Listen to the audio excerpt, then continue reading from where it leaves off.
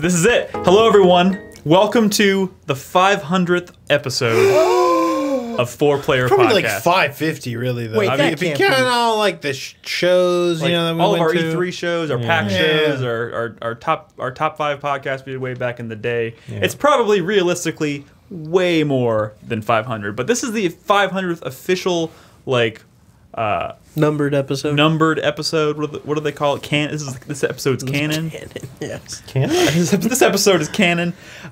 We are very happy. We are very pleased that we have made it to 500 episodes, and I hope we have plenty more to go. But on tonight's episode, we're going to do something a little bit different. What are we doing, Nick? Yeah, what are we doing? We're just going to jump right into that reveal. I mean, What? We're doing something different? we're doing something. We're not going to talk about the games we've been playing lately. Oh, I'm not prepared. Oh! I know you're going to have to save But it. drawn to death! You're going to have to save your impressions. More like bored to death. I saw. You just Damn. couldn't- You just couldn't help yourself. I'm Nolan. kidding. I'm sorry, you killed my train of thought. Anyways, like I said, we're doing something a little bit different tonight. And we're actually doing this, we're going to use tonight as kind of a kickoff point for something we're going to be working on for about, for the rest of the year, pretty realistically. Probably. We've been talking about doing this for a very long time. People have asked us to do this for a very long time. We have wanted to do this for a very long time, but the time is now, my friends. I don't think... Hey, Nick, don't would you think- say this is the launch party? We'll call this the launch party for our top 10 games of all time. Each one. What? Oh my What? god! What? I can't do pick, that. I can't pick 10 games. We here at 4playernetwork.com Alan Wake. fuck yourself so hard. Go fuck yourself. We've been talking about doing our top 10 games of all time for a very long time, and we're going to do them. In fact, we're going to be working on them pretty consistently for the remainder of the year. I think our kind of loose goal is to have a top 10 available to you guys every month. Yep. For the next however many months until we have them all done. How many of us are there? 12. It's a good question. I don't know how many videos there will ultimately be. Has anybody heard from Zach?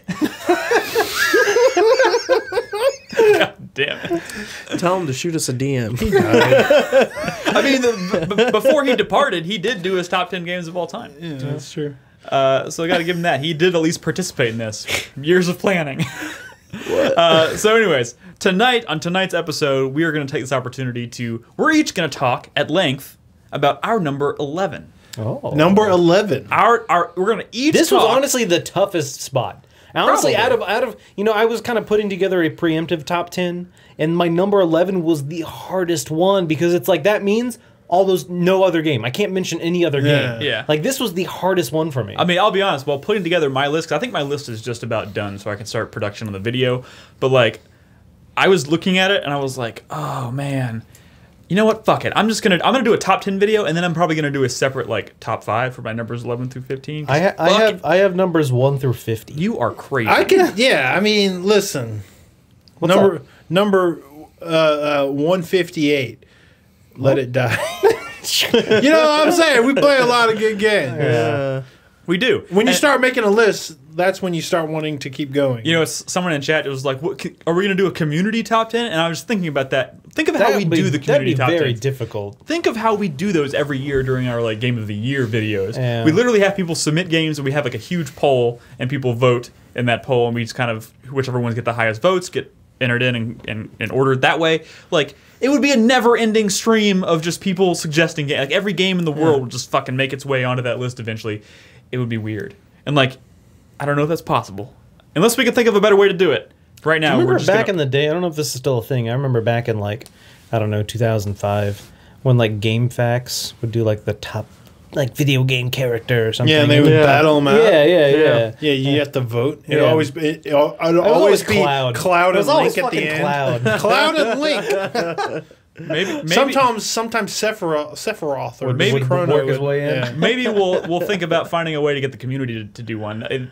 That could be a fun experiment in and of itself. But we're going to be doing our top 10 games, which is very hard, very difficult. But tonight we're here to focus on 4 games. Oh. 4 very specific games. We each have footage. We have some talking points. We're we're just gonna hash these out. Yeah. We're gonna hash these out. Yeah. And we're just gonna kind of reveal them as we go. Alan Wake. Alan Wake is my number 1 game of all time, Brad. I can't. I thought that was Singularity. Yeah. Well, it's close. It's like this is my number 2. Race to the bottom. Right. So I think I feel really bad because like I'm looking at the video as we're recording it here, and I have these like these nice blocks that are blurred out our selections here, and we're literally positioned perfectly underneath each one, but we're not in the right order. Yeah. I feel we should. Well, mix things up. They don't know. They don't know what's coming. They don't know. Sure, they don't know what's coming. It's a surprise. We could play musical chairs. They don't know. I mean, maybe they predicted what maybe some of these are, but they don't know whose they are because they're not under the right. They people. got them all wrong. That's probably true. Yeah. All right, are we ready? No. Are we ready to do this? I'm ready. By the way, thank you, Nolan, for Thank you. for decorating the room tonight with our nice 500. I walked into this room and I saw Nolan sitting there with a bunch of like 500s, like he went to a party store, like he found like happy 500th birthday. I was like, where the fuck did you find that? And 500 Club. And then I realized what he was doing. Yeah. And I was laughing pretty hard. But thank you very much, and thank you for bringing the champagne. We're sitting here, we're drinking champagne, we're wearing ties, we have little party hats. This is nice. They say happy podcast. They do say do. happy podcast. Basically, if you're Where listening did to you the find audio hats version, that say happy podcast? if you're listening to the audio version, we look like we're having a really good time. Yeah. We yeah, do. We're this is a great party. You Yes. should probably watch the video. All wearing assless chaps. Yes. Yeah. But we're sitting down, so no one will ever know. Exactly. All right. Let's get started. Let's get started. And we're going to start with you tonight, Brad. What? Oh shit. Why me? Oh shit. Well, reasons, but Yeah, I mean, We're going we by usually age. throw me anyway. we're working our way down. Oldest goes first. Yeah. Brad, would you like to reveal your number 11 game? My number 11 game of all wait, time. Are you right? Hold on. There's still time to change your mind. This is intense. Well, so here's the crazy thing. We actually did our top 10s before, and we even went through 25, and I had an 11, and that 11 is not this 11. Because, you know, stuff changes, you know? Dude, stuff moves around I'll a be little honest. bit. That I doesn't think make this any was like my sense. number 12. I'll be honest. There's only one game I know for sure on my list that was probably stayed about the same. But like, I have no fucking clue what that list. We did that list like probably 6 or 7 years ago. I largely remember that list. Man, I don't remember it at There's some all. I interesting probably could have choices. gone back, but I feel like it would have tainted. Like it would have like painted my list now. And I was like, I don't want to do that to myself. I'm just starting fresh. This choice was in my 11 through 15. I just don't remember where it was. I'm sure Ed remembers. Ed does. Ed has like Ed has been keeping track of all of our top 10 games of the year He every could year. be a serial killer. I'm pretty sure he's just good with like data. I just feel like that's the behavior of a serial killer. Yeah. I mean, yeah, maybe. It's not trustworthy. But he's really good at what he does. So there's My that. number 11 game of all of time. all time. Of how long have I been playing video games? Nick? At least 50 years. 6 years. Dude, 500 probably. years. I'm gonna be honest, bro. I'm gonna be totally honest, bro. Probably since before I was born. The Elder Scrolls.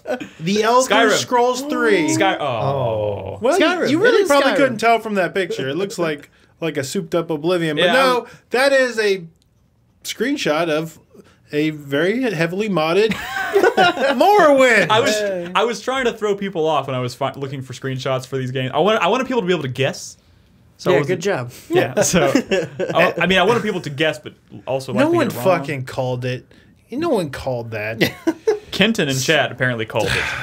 I call bullshit. I want to no. see the receipts. No, you're rolling the wrong footage. Well, no, this is okay. This is okay. This is how gross. This is actually how I experienced Morrowind back in the Back day in because the I day. played it on the original fucking Xbox. Brad, why is the character running like he has to take a shit? You know, when I first heard about Morrowind, I didn't have an Xbox.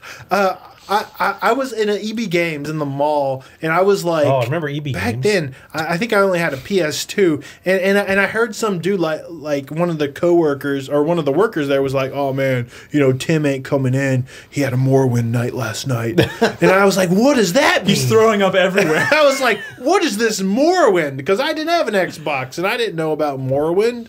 And then one of my roommate, or it was someone who was subletting in my apartment when I was in college. Oh my God, you were in college when Morrowind Yes, came out? yes. What? Jesus. Wait, really? And he Wait. and he was like, "Yo, check this game out, Brad. What year did it's this game come Morrowind." out? What year did this game come out? 2001, I believe. Really? Or 2000, I specifically remember being in a public school lunchroom Maybe the first time I 2002. heard about this game. So you're old. I mean middle school. middle school. And he was like, "Yo, check out this game, Brad." And this dude didn't play games at all. And he was like, "Oh, look at me, I'm so silly." And then, he'd be like obsessed with it. And I was like, "Man, this game must be like crack." And then when I finally got my original Xbox, this was one of the reasons why, I actually got my original Xbox when Halo 2 came out. But I was like, "Oh, I'm going to play this. I'm going to play KOTOR finally," and all that. And I played a lot of Morrowind. And you know what? I bounced off of it. Really? Yeah, At first? I bounced off of it hard. And then, like 6 months later or whatever, I tried it again. And 3 or 4 hours, I bounced off of it hard. That's because these games, this game especially, it can be really hard to get into. And that's because the world it of definitely Morrowind is oppressive as fuck. This is not a game for the lighthearted. Yeah. This is not what you would call this. It's brutal. This game would never be on a Nintendo console. Well, I'm saying it's not a baby. Maybe game, not Brad. classic. didn't they make like Nintendo. an Elder Scrolls mobile game for the N-Gage though? I think so, something like that. But yeah, no. So like, it's not just very tough at first, but it's very overwhelming. This is This sounds very big open world, and they just sort of like let you loose into it. It's not like Skyrim that has this big cinematic intro, and it's like, "Oh, you are a fucking." The Dragonborn or whatever the fuck. No, it's like you're just a dude that was on like a slave ship and you showed up Wait, here. hold on, Brad. Yeah. That original gameplay trailer for Skyrim was fucking fantastic. It was. What are we talking about that though? It was Well, you amazing. just mentioned it, but it was fucking amazing. No, that's Anyway. honestly one of the greatest trailers ever. Your early experiences with Morrowind sound like my only experiences with Oblivion. Like Only I experiences? bounced off of that game three I fucking times. loved Oblivion. I think that happens a lot to people's couldn't- first I couldn't do experience it. with the Elder Scrolls The games. only Elder Scrolls game to date that I have ever played to completion is Skyrim. Did you complete it though? I mean, I played like 60 hours of it. Can we? I know. I'm sorry. I know that's offensive to some Oh people. my god, this load is probably going to take forever. But hold on, Can- is it the Morrowind theme what they used for Skyrim too? Well, yeah. So that's what I was very excited. I mean, that's one of the reasons I love that trailer so much. But what is that? Time to wake up. Okay, happy 500! Yay! Officially, right now, that was the alarm. That was it. This is The 500. 500 That was the podcast. president. All right, start called it. over. All right, let's start this thing Start over. this fucking thing So over. look at the loading. Can we switch over to the PC footage? I actually recorded most of the footage on a heavily modified version. Oh, that's so much better. a heavily Oh my modified goodness. version Oh my god, does the of character Oblivion. Does the character wait, of Oblivion? I mean, Morrowind. The game did not look like this back I was in the like, day. Number 11. this eh? looks way better. And you notice I'm still dying because Morrowind just wanted to kill you. It was yeah. an evil, evil world, and I didn't know. Yo, this is honestly, I played a little bit of the Baldur's Gate games in the '90s. I played some Diablo, but this was the first big open-ended like 3D Western RPG that I really got into, and I didn't realize like how much once the game did finally get its hooks into me. Just How many hours? How long did it brutal. take before it really got its hooks into you? I mean, Like, did I just not wait long enough? did you try playing this? Or No, but Oblivion? I bounced out after like 2 hours of Oblivion. I feel like that's everybody's three separate experience with occasions. Elder Scrolls, though. No, It- that- Three separate definitely occasions, I is. bounced off of Oblivion really hard. it's because you're like, what do I do? I'm so weak. What do I do? Especially in Morrowind, and then the cliff racers took- come out, which are Oh, the flying cliff demons. racers. Dude. And everything in this game chases you forever. You know what it was? You know what it was for me in Oblivion? I walked out of that cell into the open world, and within I walked like 20 feet, and then I started getting attacked by like some invisible goblin or something, and then that was chasing me across the. You're across the gonna see countryside. some. You're gonna see. As will In happen. fact, in this footage, you will see a goblin chasing me. In fact, I don't think I ever get away from it in this footage. Because, I mean, that was Morrowind, and it was. But let me explain to you why I did finally get absorbed into this wonderful world. And you know what? I don't mean to talk shit or anything, but I do think that Well, I would hope not. Morrowind It is your top. was a cut above the later entries in the Elder Scrolls series. There were certain things that this game did that the later games didn't quite nail. man, I can't believe you played this on the original Xbox. Well, I mean, that's what the game didn't look like this on the I know. PC. You back didn't then. know I know. any different. I know, Yeah. it's wow. The difference is just wow. It was a really good world. I think honestly, it's the best looking in terms of the way the atmosphere of the various places in this world was like very thick, and there was a lot of Very girthy. like weird alien like looking plant life. Yeah. You know that they kind of like went back to that a little bit in the expansion for Oblivion, the Shivering Isles, but it was just sort of like a throwback to Morrowind. I would say this Did you does- ever I did. do I played Shivering Isles. Okay. This feels distinct, like I think Skyrim also felt distinct. Like Oblivion was at the time was beautiful, but it generic, was I just think, pretty yeah. generic as far as like open world fantasy environments. There wasn't anything particularly alien about it. Well, This definitely strikes me as something more fantastical, if you will. yeah, for sure. But I also really liked the way you kind of like navigated this world, because you would talk to these people like I am now, and you would, click on various things and they would tell you about them, and then you click on other things in those sentences, and you sort of like gather information. But when you wanted to like go somewhere, someone would tell you where it is, but they would like, oh, just take the north, road out of this town, and then, just head west or whatever. It was And almost you would- realistic to an extent where Yeah. they didn't just throw a marker on your map. They Exactly. physically told you this is where you need to go. Now go do There it. were no markers. They Yeah. physically told you, and you would go down a path, and you would see signs, and you'd be like, okay, this path leads to this town, this path leads to this city, and you would have to actually follow signs, which was kind of, That is cool. honestly, kind of brilliant. Like I do, in like modern game, like I'm playing Yeah. Horizon right now. You totally could navigate that world like that if you wanted could, to. But of course, like any other But modern it's game, not built like that. I know, like they're not, but like it's also one of those things. Like there's so many games coming out these days. Like navigating a world like that just kind of adds, hours and hours and hours of playtime to the game, which is not a bad thing. But Well, honestly, I think But like they were designed that way. Like So- this game didn't have fast hold travel. on. Back in 2001, 2002, whenever this game came out, there weren't like 40, 50 indie games coming out that year Yeah. that you wanted to play, and there was Yeah. like back then, and even farther back in time, there were so few games people played that you could spend 200 hours with this game and not feel like, oh, I'm missing out on other things.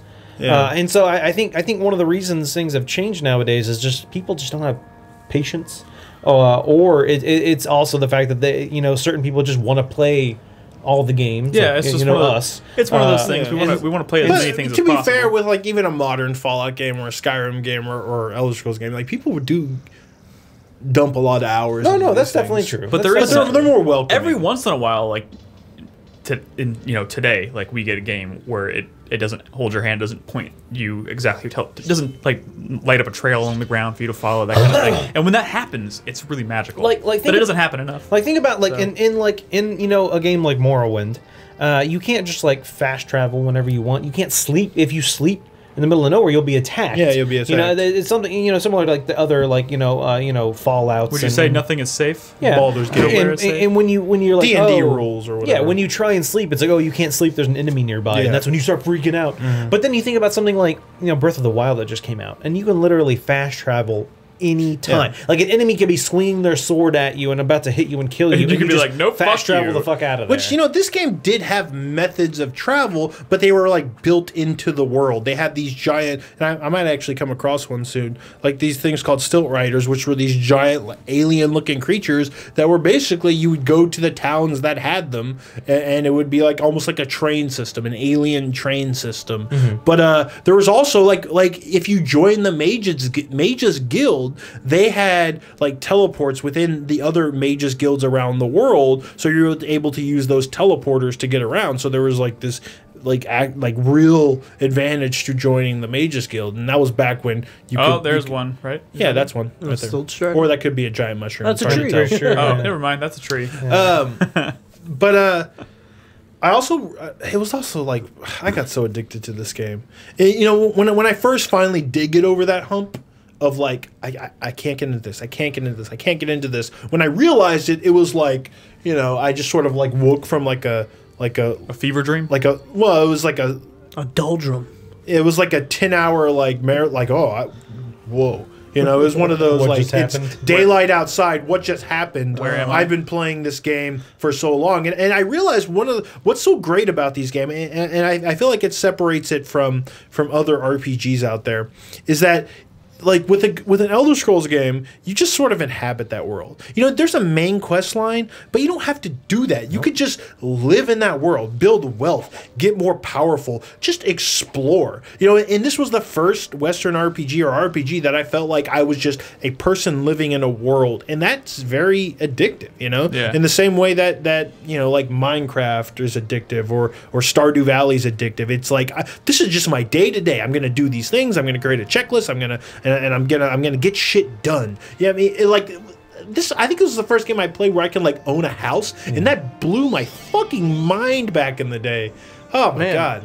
I remember like my introduction to this game was through people who were really steeped in it, and I had no idea anything about it. I had never played a game like it before, and these were the kind of people who would do stuff like they would have a house, and then like any keys they found in the world, they kept a key collection. Yeah. Like my friend would spend hours just like arranging trays on a table in his house that had keys on them, and he's like, I collect keys in this game. That's like one of my hobbies, and like that's one of my that hobbies. that idea was just like so like mind-boggling to me. Like it might sound like it's not much, but I think there's something to be said about the fact that like you can pick up everything in the world, you can like steal it. You know, like I feel like sneaking and stealing. It sounds very like standard for an RPG, but when the world and the mechanics and the objects within that world are built around that system, like that world immediately feels more rich, as opposed to a game like a BioWare game where it's like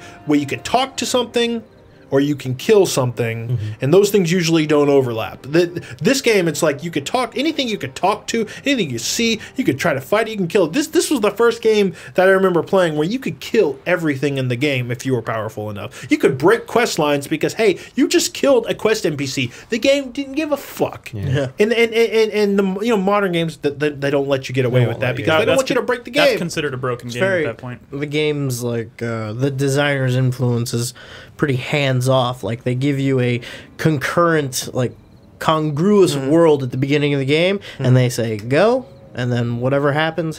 All the pieces move on their own. You know, one of the things I really like, or that aspect that I think they did a really good job. They did a really good job of in Morrowind. It is the kind of like that kind of trust in the player they don't really have in a lot of modern games. They have a lot of safeguards and the freedom to accomplish tasks in a multiple of different ways. You don't actually see that very often either. I'd say that the one game I played most recently that reminded me the most of what I loved about Morrowind is Divinity: Original Sin, because that was a game where you had the freedom to just do all kinds of crazy shit because, you know, the world was built on systems, not, you know. I do remember you being very excited to play that game. Yeah, that was really cool. Also, I think the reason this one stands out versus the other Elder Scrolls games or Fallout games is the sheer amount of freedom you had to create spells and enchantments. Yeah. There were no limits. You know, they had like a basis of like things you can do with magic in the game, and how you applied that to spellcrafting and enchanting. Like the game did not give a fuck. Yeah. So you could do. Didn't you have some fancy pants? Well, yeah. So that yeah, exactly. I enchanted pants that let me fly forever. You know, because and if you have enough money and skill and like magic power, you could actually do that. And that sounds really just powerful. That dope like Brad. If that sounds really powerful, but the game didn't give a shit. You know, like if you could figure it out, you can do it. It was the kind of thing where like, well, I'm flying through the air. It's draining my MP. Well, I created a spell that just restores my MP. You know? So I'm actually going to cast this spell that only costs so much MP to restore most of my MP. But how did you find out how to craft that spell? Well, it's experimentation. Like the game like gave you the freedom to experiment with this kind of stuff in the way that honestly you don't get from Skyrim, you don't get from Oblivion, and it's refreshing. And while I speak of levitating, like this game's world was not built like Oblivion or Skyrim. Giant cities were not walled off with load screens, and because of that, you could fly. You couldn't fly. There's no levitating Oblivion in Skyrim because then you would fly over mountains you're not supposed to go over. Mm-hmm. You would fly over city walls you're not supposed to go over. Well, the problem with those is you would be flying and all of a sudden you would have to stop because it would need to load a new area. Yeah, and there would be like black emptiness. But this is an island, and everything you're landlocked. Water. I'm really surprised you're landlocked. So it's no. Just say it's an island. Yeah, it's an island. Or with the expansions. I'm really surprised islands, this game was like. How did this game get away with this when it came out? Like it's just the same way it gets away with it these days. It looks janky. There's a lot of bugs. This really modded PC version. Yeah. If you remember, bless you.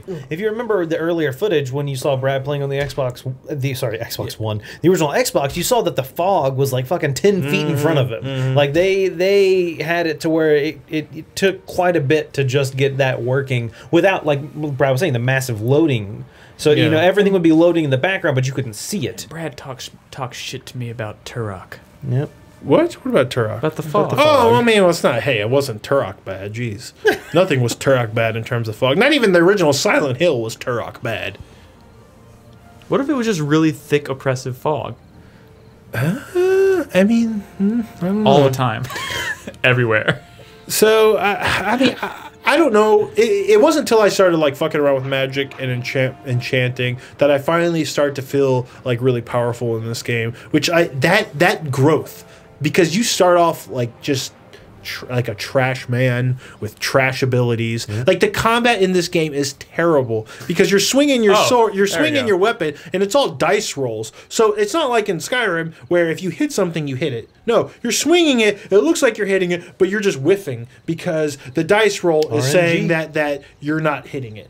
So you're sitting there with the enemy. He's swinging. You're swinging. AC. Neither of you are fucking hitting each other, and you're like, oh my god, I just want to kill this rat, and it's. And the rat kills you. And the rat kills you. But you discover the ability to fucking walk on water and breathe underwater, and you realize that like there's stuff to find. There's stuff to find. Like real items and loot that are really powerful. One of my favorite pieces of loot of all time, the boots of blinding speed, which in a game that doesn't have a real fast travel system, boots that make you run like 10 times faster than you can normally run sound immediately like interesting, except these made you completely blind. But if you whoa, back up a second. So a black screen, but you can run like 10 times faster. So it's like you have no idea where you're going. Is that supposed to be like because you're running faster than No. Well, they were the boots of blinding speed. Oh, blind. Oh. So they blinded you. I feel like you've been talking about the boots of blinding speed for years. And I never knew that you were actually blind while using them. But that's the thing. You could find like armor that would kind of nerf the effects of like the blind, or you could choose a race that had like a 50% like save versus spells or whatever bonus to kind of dispel something like that, to where if you were wearing the right armor and you were the right race, you could kind of see. It was like the blind effect was like kind of it was still kind of dark, but you could see, and then all of a sudden you're using the boots of blinding speed to get around the world without the impairment. Then you put on your flying pants and your boots of blinding flying, and it was great. You're flying around the world super fast. Oh, it's so great. I'm picturing Brad sitting in front of his computer, just like squinting really, really fucking hard, trying to see while running at blinding speeds. And there's so much cool shit in this world. Maybe I'll end with. I do need to move on, so y'all could talk about y'all's games. But I would like to say, when you go out of that first town. Mm-hmm. You see a dude. Oh, the wizard? A wizard. He falls from the sky? He just falls from the sky. He's like, ah! And then you just see a dead wizard on the ground. And you go up to him, you actually can talk to him, I think. If you know where he's going to fall, and you trigger the dialogue as he's falling, you can actually talk to him. That's hilarious. But that means they had to record dialogue for him, even though they knew like 99.9% of the people weren't going to talk. I to him. think he just says like something to you, like dismissive or whatever, but like a wizard would. Yes. I'm a little busy at the moment. But like, the Little thing busy is, when you dying. loot his corpse, you see these scrolls of Icarian flight, and if you use one of those scrolls, you Yeah. into the sky. And you could jump across the world, but die. at least at that point, at that part of the game, You almost certainly you have no die. way of surviving that fall, Yeah. and you will die. And like that's the kind of thing where like they tell a story completely within that environment with loot, with like the spell effect that has no real use to you, although speedrunners found out how to Well, yeah, that's to what I was take gonna say, advantage of that. There are But- people who out there have shown beating the game In, like, 8 minutes. Yeah, 8 minutes Because they of get, that They get to spell. that wizard, they get the spell, they fly, and they land in a way that they live. And Yeah, you know, well, there's tricks to it. I don't actually. Know I mean, how they do it. it's going back to like what you were saying before. Like the game trusted the player enough to hand them like within the first hour of the game, like here's a really powerful artifact that will kill you if you use it, but you know maybe just hang on to it until you can use it. But Like, really, it's just or there if you to want to, like- feel free Yeah. to try. Really, it's just there to tell a funny story, and that's one of the. This is one of the first games where I saw the environment, the objects within that environment, telling like cool, interesting stories, like you see in like System Shock 2 at the time as well, but and later BioShock, obviously. It's but, a holdover from classic like D&D type RPGs where just because they give you a magic item doesn't mean it's gonna help you. Yeah. So I love Morrowind. I think the reason it is my number 11 and it didn't quite make my top 10 list is one, honestly, my top 10 list is mostly Japanese games. I don't know why. It just sort of shook out that way. Spoilers, jeez. Well, I mean, a lot of games back in the day, a lot of the good ones Prejudice were much? Japanese. But the truth is, I think maybe because of, like, you want to know the truth? I've never actually beaten Morrowind. Well, Wow. Because, like, when I played this game, I just kind of lived in the world. I did guild quests, obviously, like you do. Like, I've never finished Skyrim either. Yeah. You know, it's you spend dozens and dozens of hours, in this world, and I was like, I don't need to complete this It's main like, what's quest. the point? One day maybe I'll go back and do it, but I was like, fuck this it. is one of the few games where the main quest is not exactly the point. Well, I mean, I think it's a situation where it has a point and it can be a point, but like Brad was saying, this is you can beat the main quest so quickly, but there's so much content in the world. There are so many people you can interact with, so many side quests you can do that that takes up a majority of the game. You can there's situations where you can be more involved with characters you meet in the world than you are with the actual story of that sure, game. for And sure. so I mean, I completely understand why. And that my first Bethesda game wasn't Morrowind, it wasn't Oblivion, it was Fallout 3. That was the first Bethesda game I That ever was my played. first as well. And it fucking blew my mind. Like, and then that's why I ended up going back and playing, Oblivion, and I played Morrowind. I didn't play as much Morrowind as I Well, never mind. liked. I take that back. I think I may have tried Oblivion before Fallout 3. I didn't. But yeah, that's a situation where, like, I was just, I flabbergasted at the scale of the world. And I mean, it's a situation where you pick up every spoon and fork and tin can and whatever just because you can. Was there encumbrance? Yeah, there Yeah, was. no, of for course sure. there was, yeah. But you had I the hate- feather spell. I hate encumbrance. Yeah, there was better ways. There's better ways to get around it in. Like, I mean, Oblivion and like, I know why it exists, and it's really foolish of me to just hate it on principle. Morrowind. Did it work exactly the same as later ones? Like, I seem to remember one where it just like stopped you from moving. Yeah, it's pretty much Like- been the same. Like you since couldn't like Morrowind. crawl, but Yeah. Yeah, it would stop you eventually. But a game like Morrowind, like Brad was saying, it was so open and free. Like it was something like Fallout that's so like, or Fallout 3 and beyond, and Oblivion and beyond. They're so restrictive because they have these stories that they want to tell. And if you fuck it up, well, it's like, man, you fucked up my story, bruh. Yeah. So they don't let you do that. They kind of lock you in. There are, certain doors that there's literally no way to It get takes around. a lot of balls to make a world like this, a game It does. like this. It does. And even today, you still don't see other developers attempting that Bethesda style. It might It's be one of rare. those situations where it's kind of hard to capture the lightning in a bottle and like It's this honestly, kind of thing. it's honestly why that new Zelda seems so like whoa, because no one does that. And like they kind of made an Elder Scrolls game with that new Zelda.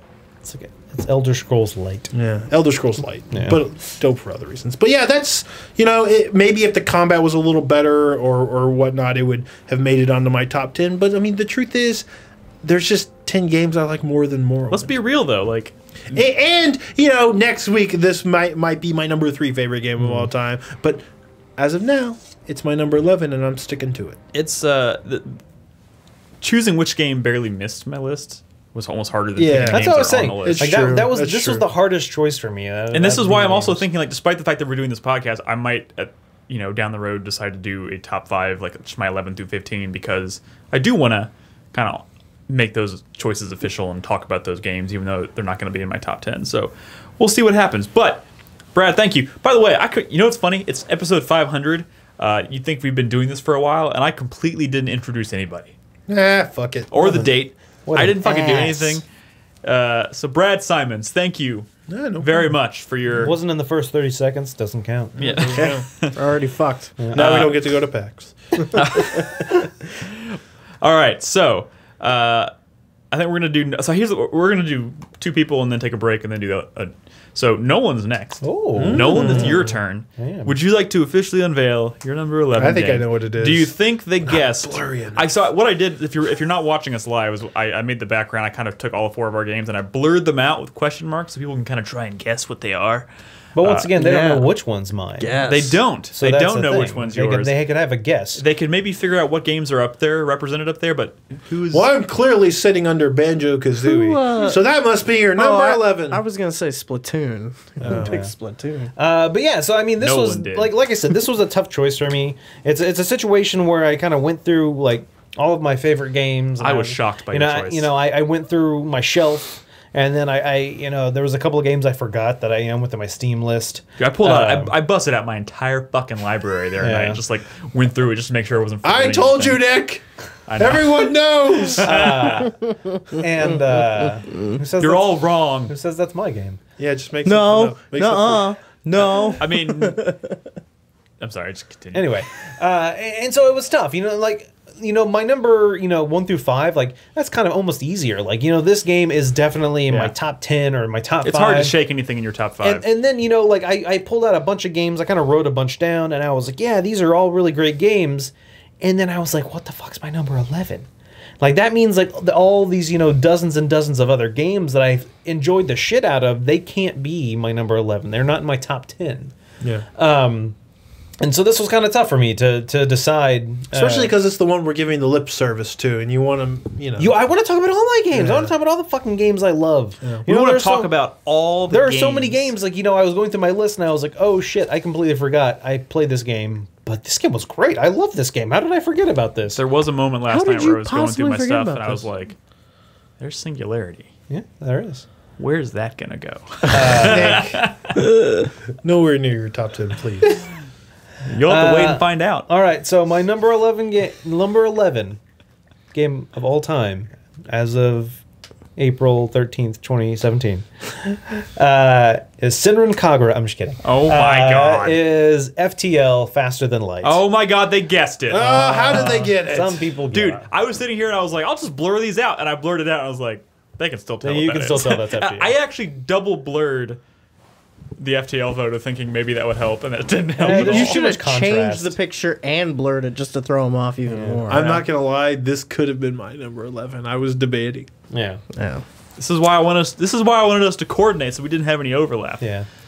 But anyway, FTL Faster Than Light. This was a game that I didn't know a whole lot about it when it came out. It wasn't like, oh, it's on my list of games I need to play. It was, I think, probably a situation that Brad was like, hey, this game's pretty cool. You should check it out. This And is I was also like, a game I am ashamed I have not. And Shut up, Nick. Really? Kickstarter. I'll be honest, guys. I haven't played You've anyone's never game. played. I haven't played anyone's game on their list tonight. Oh, you're the wow. worst. I haven't played you're any the of it, except for my own, of worst. course. I haven't played anybody else. Terrible, Nick. Sorry. What? Guess what's good? I think is gonna be in my Easter basket. FTL? Well, it's one of the things I asked for. All the buttons for each of Oh, the yeah, different like systems. Dude, Yeah. at PAX South, Yeah. at They PAX sell the South, different fucking ships, yeah. Brad was Yeah. nerding out hardcore over these pins. yeah. And Didn't stuff. you got a Kestrel or? Yeah, I got Yeah, a you got the Kestrel. Kestrel. Yeah, it's hanging up right there. Okay, I see it. Yeah. But yeah, so I mean, FTL. This is a game that like it's hard to describe because while every time you play it, it's the same. It's completely different. Yeah. Like there are there are so many ways you can play this game. So this game is not procedurally generated or anything like that. Well, it is. It is to an extent. Okay.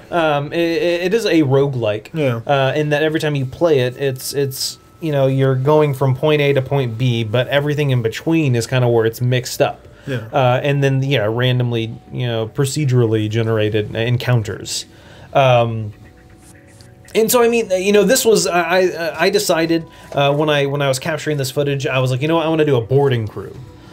See, there are so many different ways you can approach combat in this game. You can have a straight up, I just want some lasers, or I want like a beam weapon, or I want my ion weapon. You can have all these different like approaches to attacking an enemy.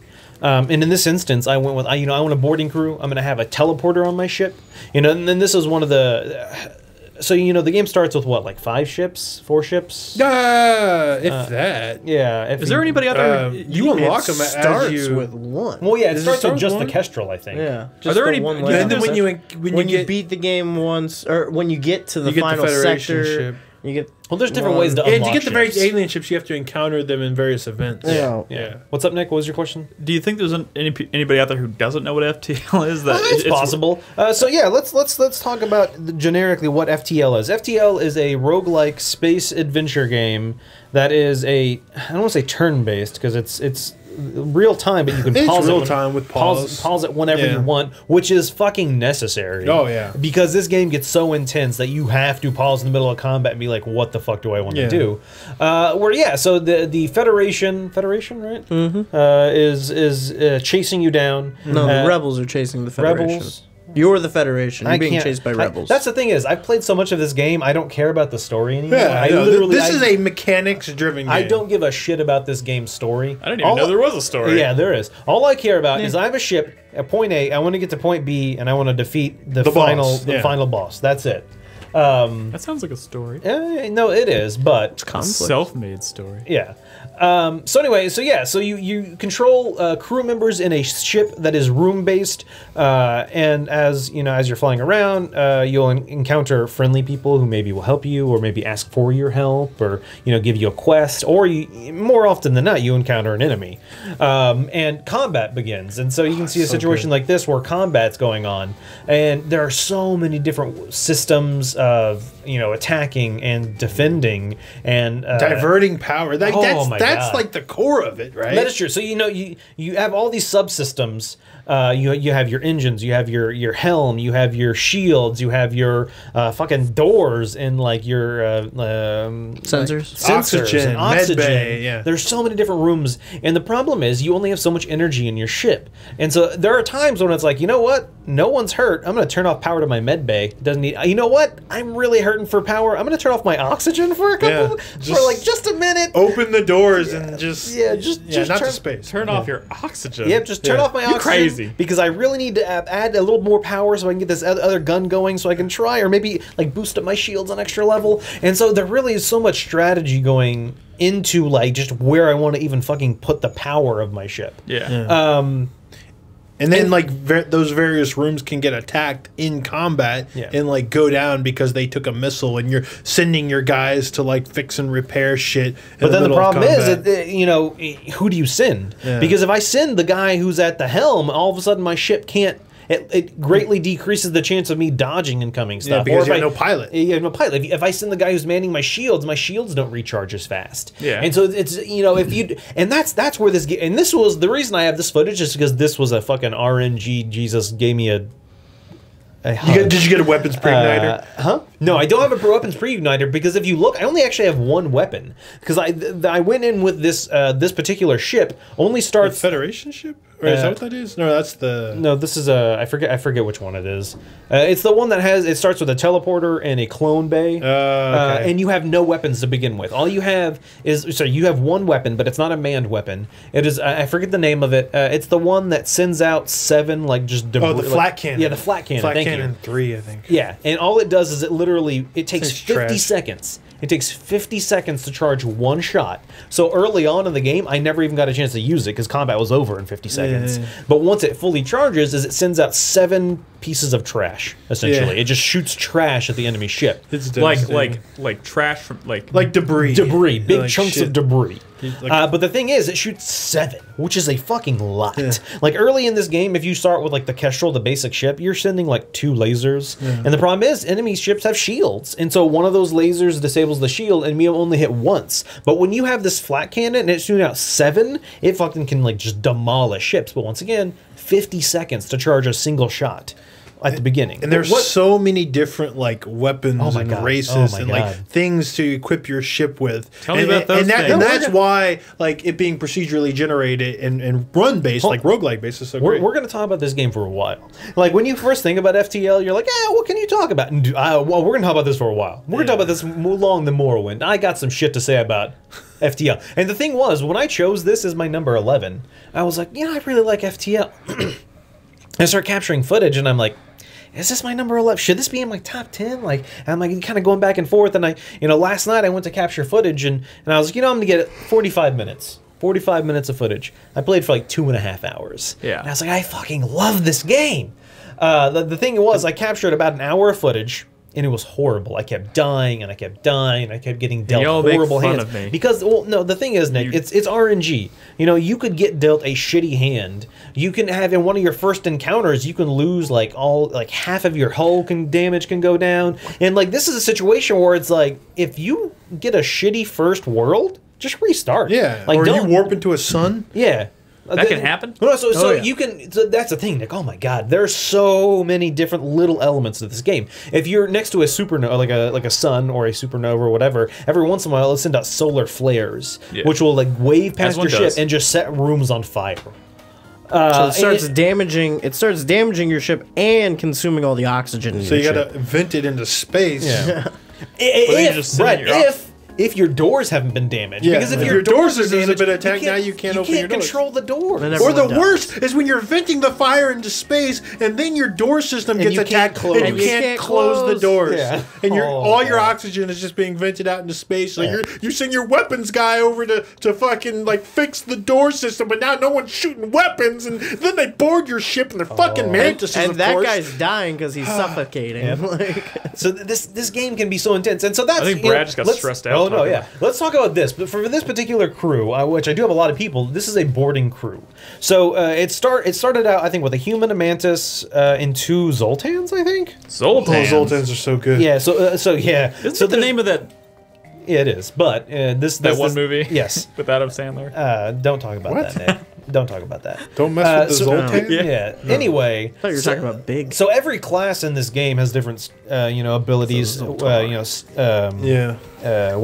Let's not talk about properties, whatever. So in this instance, I have a boarding crew, and eventually I found another mantis, and eventually at one point I have 4 mantis on my crew, and so I have 2 sets of boarding parties. And so what happens is I have a teleporter, and so the teleporter, you can choose a room on the enemy ship to teleport your guys into.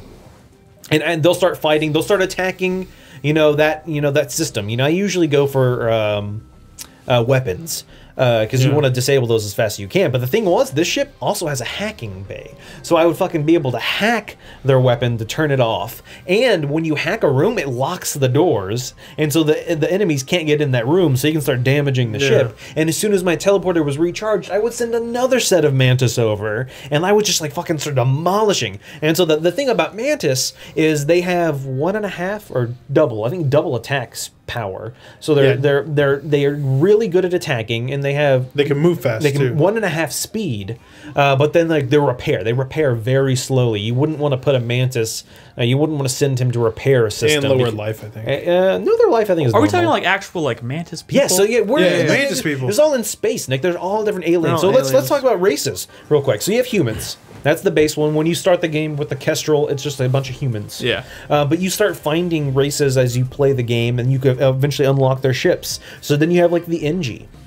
the NG are this class of, this alien race who are really good at fixing things. They're really good at repairing things. And so that's kind of a person you want on, like, the repair. I think they're also good at shields. So you want them, like, doing that job. There are the Zoltan, which are, like, this weird... they're like batteries. They are, like, this, like, energy race, where if they're ever in a room, they provide that room with 1 power. So you can almost get away with having less power for your ship. But the problem is, if you have to send them out of that room, all of a sudden that room maybe has 1 less power. Maybe that thing's turned off. There are the slugs, which... fuck slugs. Yeah, they can see into the other ship. Yeah, and I think they can't be telepathic. Yeah, they're telepathic. So they can telepathic slug people? They can see more information about the enemy ship, and they can't be mind controlled. Oh, mind control's the most powerful ability. Yeah, it's so good. And so you have the Rockmen, which are this race of literally like the Thing, like rock people. Dwayne Johnson? Yeah. More like the Thing. They're just like a giant rock people. And so they move half as fast, but they have like 1.5 times health, and they are immune to fire, which is fucking great. If your ship gets caught on fire, just send a Rockman to take care of it. Do they need oxygen? They do. There's a race. Yeah. What are they? The Lanius? Lanius. They're the Lanius. They not only don't need oxygen, they suck oxygen out of the room. So if you have them in your crew, no one else can be in that room. Yeah. Because they're sucking all the oxygen out of it. Literally, that room has no oxygen. But there's a room. They don't need oxygen, but they suck it out of the room? Yes. That sounds like they're using it. Well, they don't need like it to plants. live. Yeah, they're kind of like plants. Yeah, you can say it that way. But yeah, so you can make a boarding crew that of makes them a really good boarding just crew. to suffocate. Don't plants do the exact opposite? Yes, they do. They consume oxygen to live. Anyway, they're fucking aliens. Who cares? No, they produce oxygen. Sorry, yes, they consume carbon dioxide to produce oxygen. These are reverse plants. Whatever. But you can just send them into a ship and just have them like. Did you ever get the crystal ship? So that's the thing. I went up to boot my game up, and I don't know what happened to my save. I don't have the crystal ship because I know I did. And so yeah, there is. Oh my god, I'm like going on so many different tangents and directions. Yeah. But I mean that is a race that are crystal crystal. They're like rockmen, but they're made of crystal.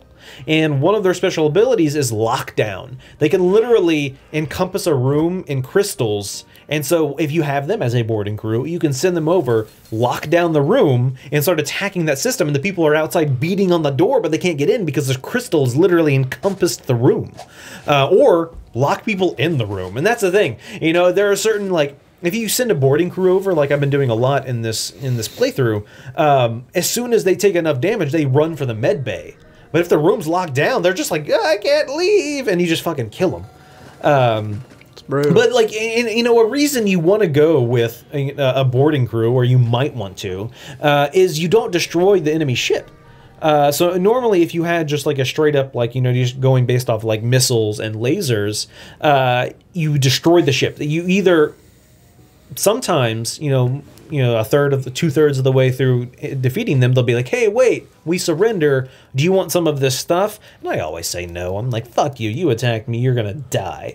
I have a question. And so you kill them, and then you maybe get different loot. What's up, Nick? People keep saying RNG. I realize I have no RNG idea. is random number generator. Oh, okay. That is what, encompasses this game. And that's what I was saying early on, that RNGesus is another term, was being not very nice to me in my previous gameplay, that I just kept getting dealt horrible hands, and the, RNG to like weapons. So, you fire a missile or a laser at an enemy ship, and there's a percentage chance it's going to miss. And so, you can, like, sometimes you just get dealt a shitty hand, and, like, combat goes wrong, and, like, I think, honestly, with this crew, I eventually get dealt like a super shitty hand on, like, this. You're not prepared. There are combat scenarios where your ship is just not equipped to handle. Yeah. My ship has like 2 shields, but the problem is if the enemy ship has like 2 different missile weapons, like I'm fucked. Like missiles ignore shields. What is what is the average play through this game? I mean, do you play for?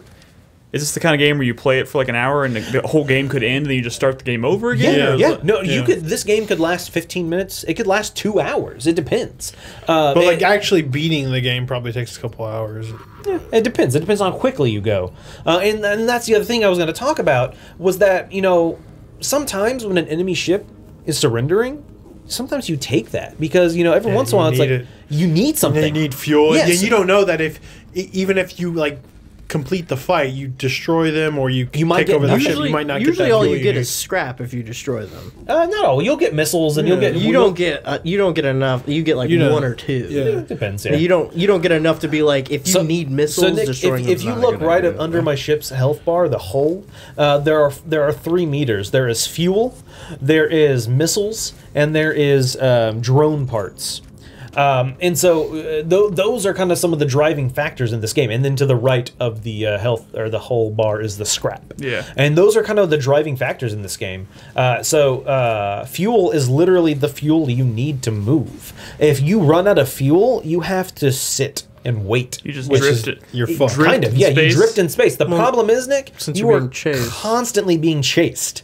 If you stay in a sector for too long, You're gonna get bored, aren't you? well, no, you don't get boarded. You get attacked by enemy ships who are much more powerful. You do not want to get caught by the rebels. They have You the only- rebels. They have a system too now where like if you stall out, you can choose to turn on like a rescue beacon. a beacon. That If you will turn on a only- rescue beacon, it'll draw people to you, but you could run into that situation. If you turn it off, you don't get as many like random encounters, Yeah. but then you're just sitting there waiting for the wave of rebel ships to catch up. Yeah, and you get As you can nothing see it from right hitting there, with Nick. the You see rebels this like either. little wave. Yeah. I can't go past. If I go back into that, which you can, just constantly attacked by the rebels who are very powerful. Yeah, and sometimes you're thinking, man, I'm feeling real powerful right now. I could take them, and you're like, oh god, get me out of here! It's Because you completely can unbalanced. jump. You can like if an encounter's going bad, you can choose to, warp out of there. If your engines have charged. So That's you can see true. in combat, right to the right of the scrap, so about middle of the screen, there is this bar that slowly fills. And that's your FTL drive, your faster than light drive. That's what you use to warp around in this world. People in chat seem legitimately shocked that I have actually never played this game. I mean, That is that's correct. I have actually never played And that's FTL. okay. There's too many games in the world to play them all.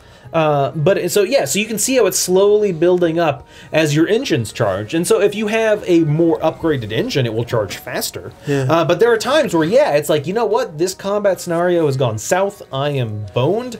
Or there's an ion storm. Exactly. I'm just going to jump out of here. And so once your FTL drive is full, you can see right now it says jump. I can select that and get out. But until it's charged, you can't. So how does the game communicate that sense of like being chased or things going on outside of the ship? Because obviously when you're Every playing, time- it looks very static. Every Well, time you this look is at when you're in combat. every time you look like After every combat scenario, whenever back you to the look map. at that star map of like where you can jump, which I'm about to go to in a you second. can it'll show you the paths of like every star that you can jump to basically, and sometimes you'll have some look at forward this. intel. You can see like- all those lines branching out from where my Yeah. ship was. Those are all the places I can reach in one FTL jump. You can't go more than one at a time. You can only go Okay. and so sometimes you'll have like markers on your map of like forward intel, so like you'll be like, oh, I know that this area over here is a shop, I need supplies, I need to go get something, or I have a quest that I need to bring somebody to this location, and you can see the quest marker on your map there too.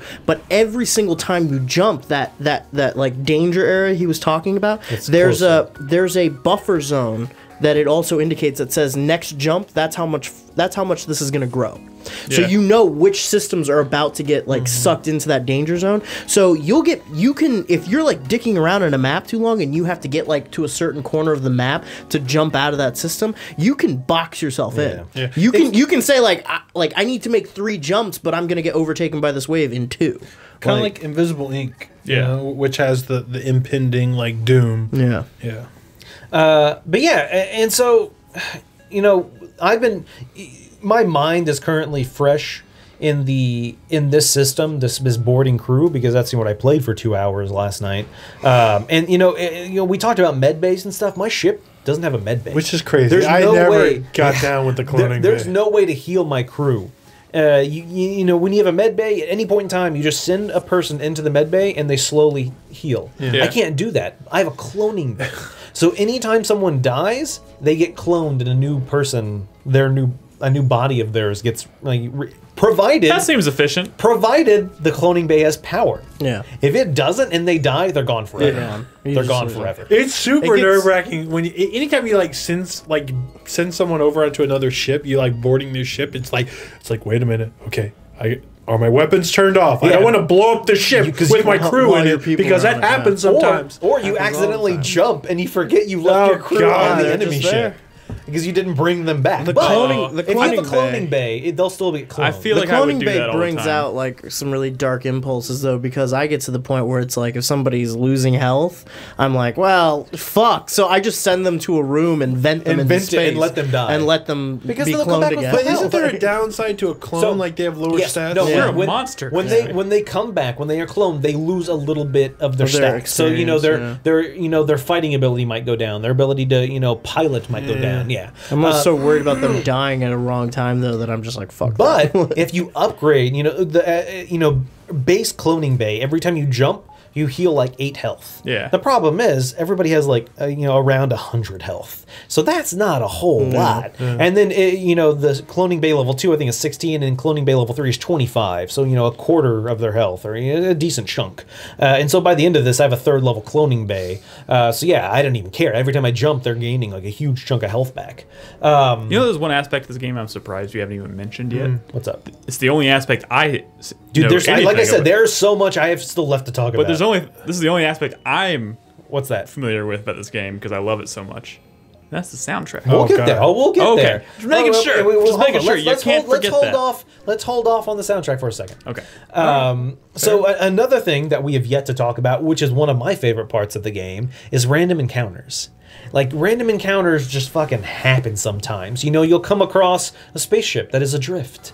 Do I approach the ship? Do I dock with it? It's very Oregon Trail. Yeah, Oregon Trail. Do I just shoot it out of the sky and look for the scrap afterwards? Just do that. Yeah. So the problem is Every time. Just do that every time. The problem is sometimes you dock it and you found some scrap and a missile. Good job. Sometimes you dock it and it was an enemy ship and now they did a bunch of damage to your hull and now you're in combat. Yeah. Sometimes you dock a ship and there was a crazy fucking person on board and they kill one of your crew and then they invade your ship. So one of your crew is now dead and they're on your ship fucking attacking your people. Yeah. It's all about taking risks because, am I at a point where I really need another crew member so badly that I'm going to roll the dice here because that crazy dude could be he could be good. He could be sane. Yeah, you roll that dice. He could be a crew member who joins your crew, and a crew member joining your crew is a big deal in this game. Like the fact that I just have like losing a crew member is a big deal in this game. The fact that I have like a full crew is very rare. Yeah. You rarely have an entire full crew of people in this game. Like I said, just random fucking number generators was so fucking on my side. And another reason all those random encounters went well for me is I have a rounded crew. I have humans. I had an NG. I had a fucking Zoltan. I had like so many races. And the reason that comes into play is sometimes when you come into this random encounter, a certain race might be helpful. A mantis might be able to, if it's like a mantis ship, sometimes a mantis might be able to communicate with them and you get out scot-free. And this other mantis on the crew liked your guy, so he wants to join.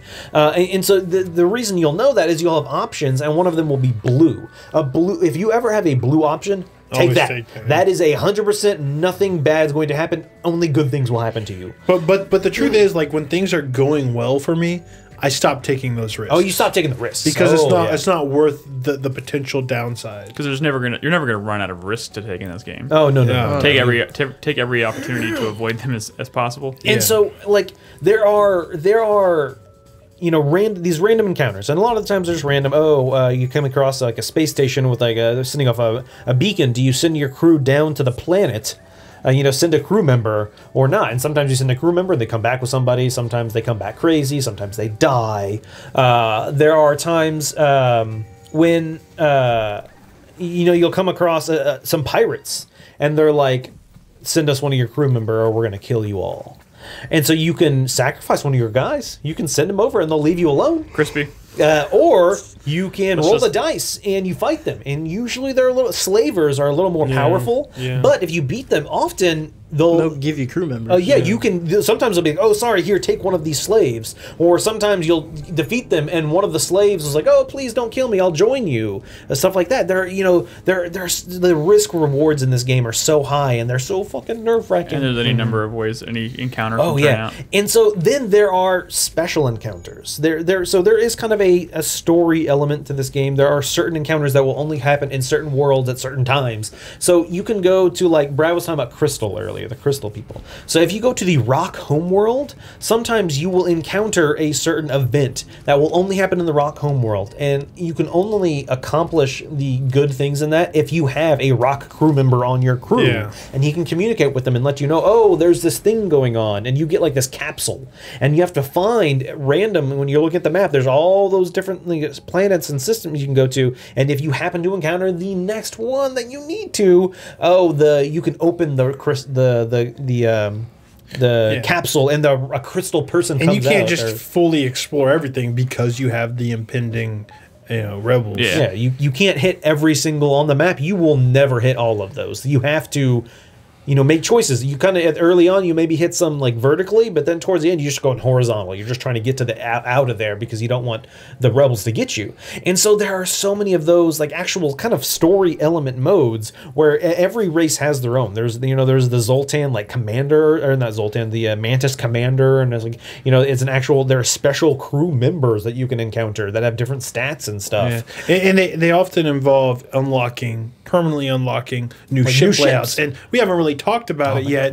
But like the different ship layouts are what make this game this is so addictive rare and replayable that I have to get rid of a crew member. Yeah, I had so many people, and a new guy wanted to join, and he had good stats. I was like, old guy, you're fucking out of here. Did you eject him out of the ship? Probably. Get rid of the slug. Oh yeah. But no, the different ship layouts. That's why this game is infinitely replayable. Yeah. That's why fucking like Lethal Frag still plays this game every day of his goddamn life, because like. It's not just that the 1, 2, 3, 4, 5, 6. You count seven base ships. Base ships, and then there's 3 layouts for each ship.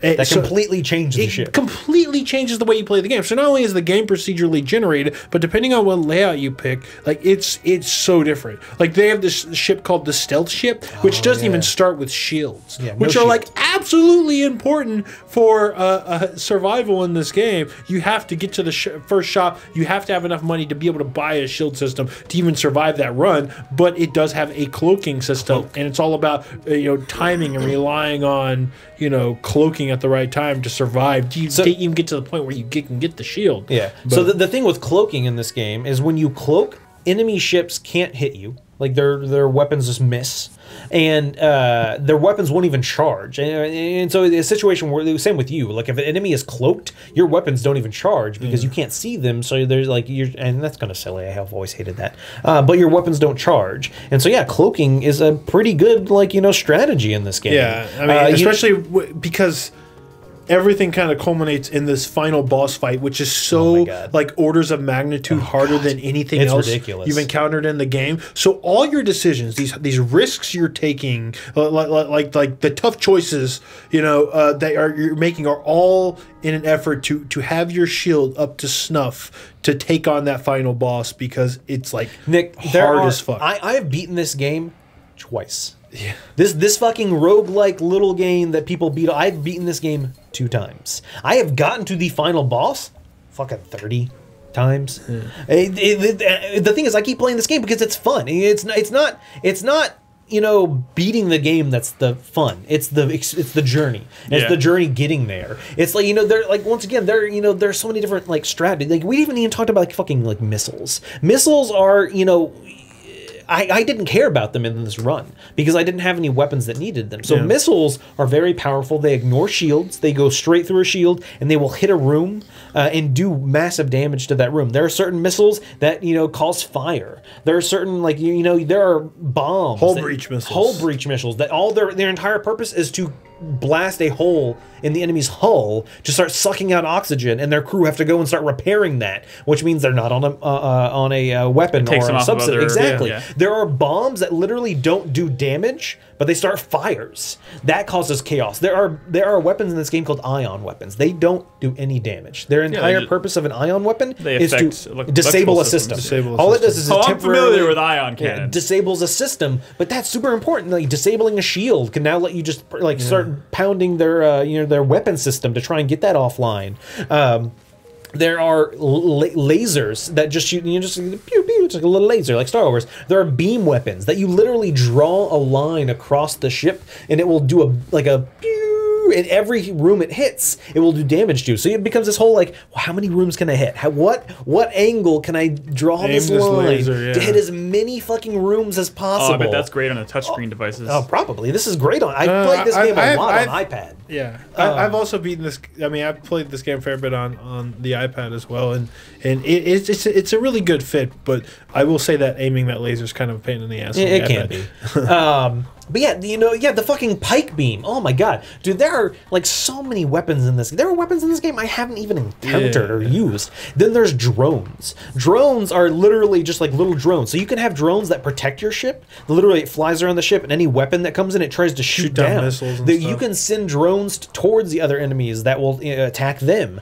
There are, like I said, hacking where you can disable rooms, mind control. You can literally take over crew from the other ship and have them start attacking either other crew or subsystems. And you can look right, under my hand, there are these 4 weapon slots that your ship has. I can count in one hand how many times I've had 4 weapons and had them all functioning. Often you have to choose, what weapon do I want powered in this scenario? I feel like this is the first time I've looked up and seen this game where like the background is moving, where it looks like the ship is actually moving. So in this instance, I'm in an asteroid field, so my shields are constantly being pelted by asteroids. Yeah. Oh my god! So like, damn, fire can get through based on timing, because if an asteroid hits your thing right before like the enemy fire comes in, it hits you. It's something Nick brought up earlier was music. And yes, dude, I've never played this game. I listened to the soundtrack. One of the greatest of all time. So good. Ben Prunty did the soundtrack for this game, and it's fucking phenomenal. Yeah. This soundtrack, once again, like you were saying, Nick, this is probably my second most listened to soundtrack of all time. It is one of the greatest. This is a soundtrack that this is a game that I want to play. I mean, I know I've heard you guys talk about it a lot, and I know y'all love this game, and that should be reason enough for me to play it. But honestly, the soundtrack is kind of one of the leading reasons why I do want to give this game a try eventually, because it's so fucking good. Yeah, it paints I can listen to that soundtrack and I feel like it paints a picture of what this game. Oh, it does. Is. And the crazy thing is there'll be times when you're on not the map, but you're on the overworld where you're looking between the different systems you have to choose, and I'll see I can go to this Mantis one or the Rock World. You go to the Rock World. You always go to the Rock World. The Rock World has the best fucking music, and then it's perfect how the music flows. The music's going so well, and then combat starts, and then it smoothly transitions to the combat theme. Guys, is this available on non-iPad tablets? No, it's not. I think it's just iPad. Only iOS. iOS and PC. I have an Android tablet. Play it on your PC. Yeah, but I feel like this is a game right now, especially in 2017. I wonder if this will come out on the Switch. That would be great, but there's not a lot of games that are touchscreen. I can't believe I don't own a single device other than my PC that can play this game. I feel like this game is on everything. Yeah, it is on a lot. Oh man, but yeah, so the fucking music is so good, and just when the fucking battle theme, the rock, that fucking when that starts going, it's so good. Is there next game? I know they're working on a new game, right? No, that's what I wanted to talk about. Have they said anything about that coming to Switch? I don't think it's been mentioned. I haven't followed it too closely. I'm just wondering, because that might be if they had talked about that coming to Switch, maybe that indicates that maybe they are possibly entertaining the idea. It wouldn't surprise me. I feel like every day I see a new announcement where this old game that everyone loves, they're going to bring it to Switch. I feel like there's a lot of that happening. But yeah, so Subset Games, their new game is Into the Breach. Yeah, and it is a tactics game, turn-based. It reminds me thematically, it sounds similar to FTL, but it's not. Correct. Advance Wars meets Front Mission meets a roguelike. A roguelike, yeah. Yeah, I mean, it looks with like going back in time, or like, which I don't know how that works, or if that's just none of us do sort yet. of the lore reason for why it's a roguelike or what. But I agree with Gamerbeck and SMG in chat too. Into the Breach is an awesome name. Yeah, Just no, like it is. It is on a a base good name, level. yeah. They are really good at naming their games. You don't make a game as good as FTL and not have people excited about your. It doesn't matter what their next game was.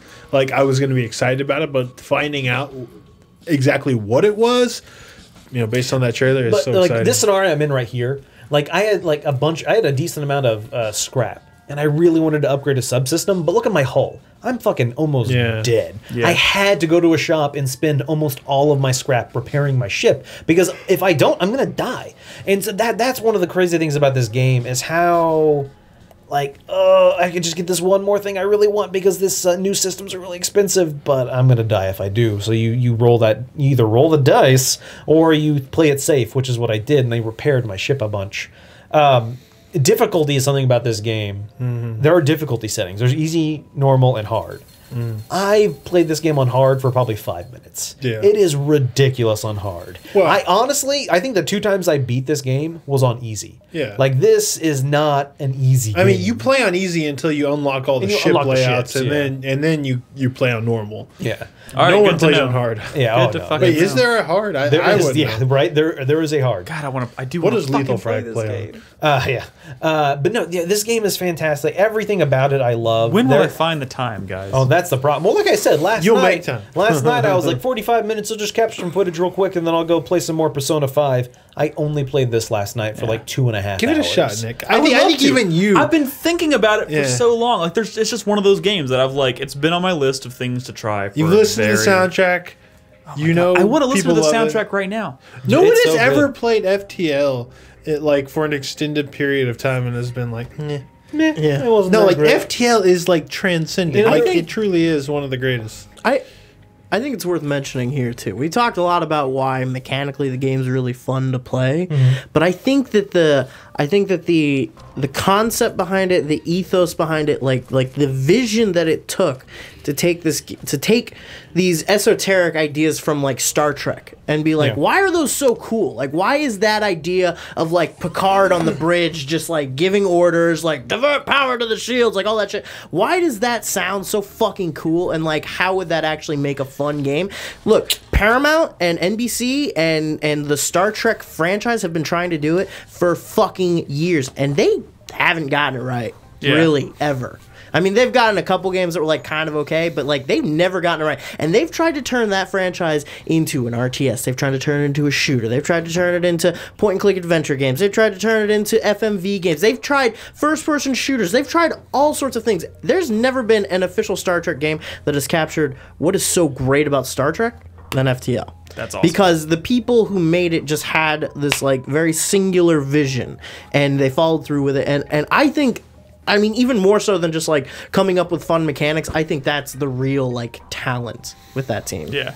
No, Nick, I totally get it. There is a ship in this game that starts out with 1 crew member. It's just an NG. But then he has 2 repair droids and a fucking like a robot on his ship that can attack people that try and board. But that's like, there are so many That ship sucks, though. You need more of a crew than that. I've gotten really far with that. Yeah.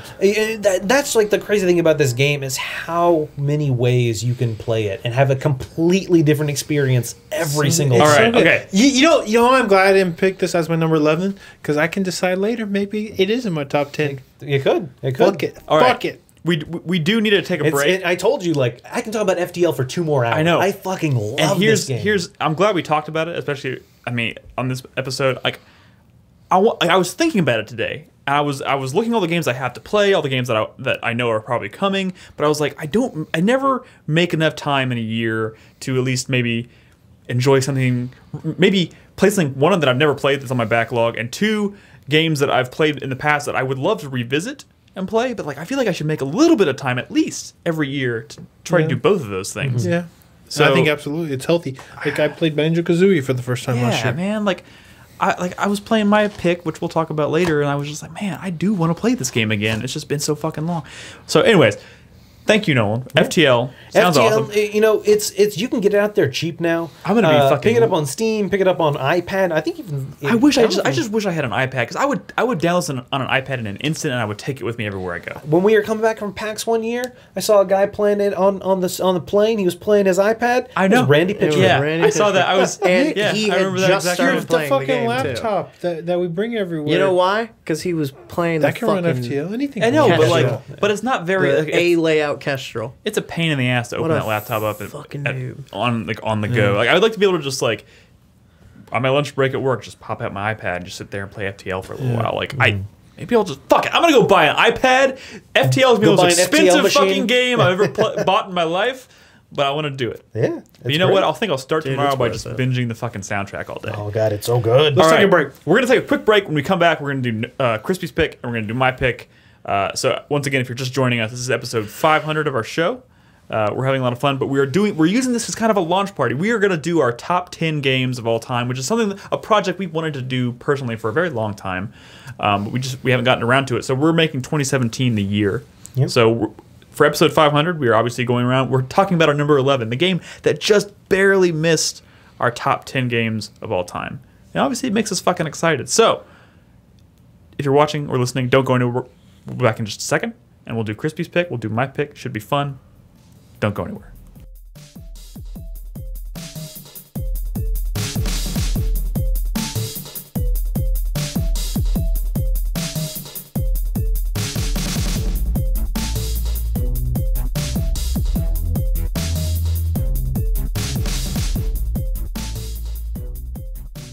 Welcome back. We are back. This is our 500th podcast, unofficially our 500th podcast. There's been more, but this is episode 500. Welcome back. I think someone may have figured out Nick's game. Someone may have. I don't know. But if you're just joining us live on Twitch, we're using this as kind of a launch party for our top 10 games of all time. We've done Brad's number 11. We've done Nolan's What was number my 11. number 11, Nick? Elder Scrolls Morrowind. Oh, yeah. And Nolan's was FTL. Both inspired choices. And next up, we're going to unveil Crispy's choice.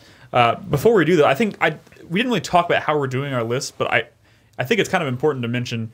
Like I'm assuming we're all kind of following this rule, but like I'm excluding any game that came out in the last 2 years. Oh, I'm not. Right? Nope. Nope. I mean, nope. I'm not like intentionally excluding, but I think I subconsciously exclude more recent games. I don't think I played anything in the last couple of years that's like gonna make my top 10, but I've just been kind of like avoiding those. Like I feel like you'll make a point. Like if it's been less than 2 years, like I kind of want it to sink in before I. what was my game of the year Well, 2 years ago? I don't have anything that came out within the last 2 years, but I definitely have games that I've played for the first time in the last 2 years. Well, I didn't think about the difference there. I guess you're right. That could be an exception. But anyways, that was just a side note I wanted to just briefly mention. That's at least the way I'm approaching my list. But anyways, we're not talking about our top 10 list today. We're talking about the games that just barely missed. So no Breath of the Wild, Yeah. Essentially, like I'm not going to put Breath of the Wild on or my top I'm 10. sorry, Resident Evil 7.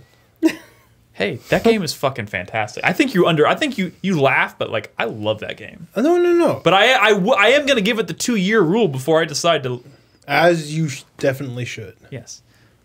Anyways, so that's what our top 10 games of the year though are for. So yeah, I'll get to talk about it. Yeah.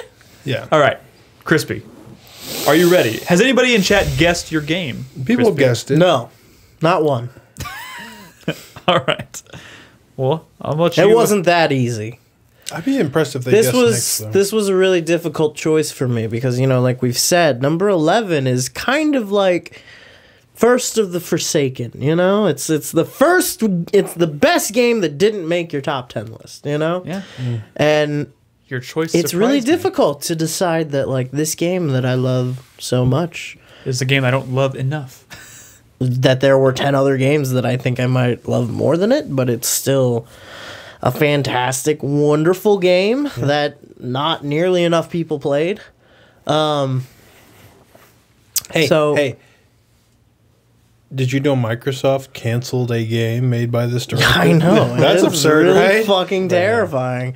I'm actually playing another game by this studio currently, and it's driving me insane. Oh my god, what could it be? What could it be? My number 11 game of all time I can't believe this, guys. I really can't. No Man's is Sky. the wonderful 101. It should not be a surprise to you, Nick, because this is an incredible game. No, It it's is a surprise to me game. because this game speaks to Crispy on so many levels. It really does. That's not that. I hope it's not supposed to. I hope it doesn't sound. No, disparaging. it does. It absolutely does because it has the wonderfully unique kind of platinum brand of gameplay. You know, like it has this wonderful like sort of action character style that was cultivated in Devil May Cry and Bayonetta and Vanquished. You know, but the content, the subject matter is definitely much more on my wavelength than something like Bayonetta or Devil May Cry, which are great. But this is the one game from Platinum where I really feel like they just stopped trying to be cool and just tried to make something that was like lovable and wonderful and absolutely like joyous. You know, that was just a wonderful, like, exuberant celebration of fun. You know, it wasn't trying to be like this edgy kind of like cool Dante kind of thing. Which don't get me wrong, I think that stuff is great, and I think Dante is a great character. I think Bayonetta. I think like the brand of like cheese and goofiness that you find in Bayonetta is wonderful. But I also think that this is kind of like much more steeped in that. You know, like in an interview like years and years ago that I with Hideki Kamiya, where they asked him kind of like these different games they make, like Devil May Cry, like Bayonetta, and he sort of like broke them down to like a one word like a style, like, you know, like the word that kind of sums it up. And I think with like Devil May Cry, it was like arrogance or something like that, and with Bayonetta, it was like sexiness or something like that. But this was pre Wonderful 101, so I'm curious as to what word he would use to kind of like. I wonder if Crispy could think when he was of a word. creating this design doc or whatever. Man, I don't know. Like, okay, can I say this as we talk about this game and look at this footage? Yeah, I had played a terribly large amount of this game when it first came out.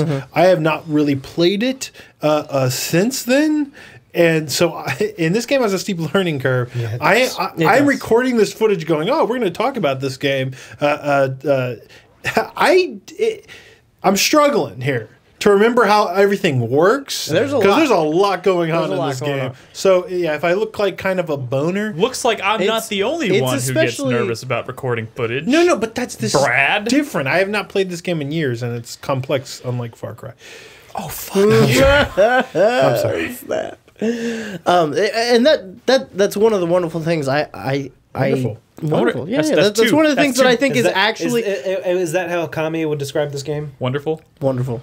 I mean, it would work, man. Like this game actually is 100% wonderful. Like it is an absolute joy. I played this game, and the entire time I was playing, I could not keep that like giant dopey grin off my face. Yeah. Like I just couldn't stop. Like this game is so charming, but also amazing to play. And you know, Platinum makes great character action games, right? Yes. They have a specific style. They have a specific like kind of you know, formula almost that they kind of stick to. They have a lot of like tricks and design tropes that they use, and most of those tricks and design tropes are very much present in this game.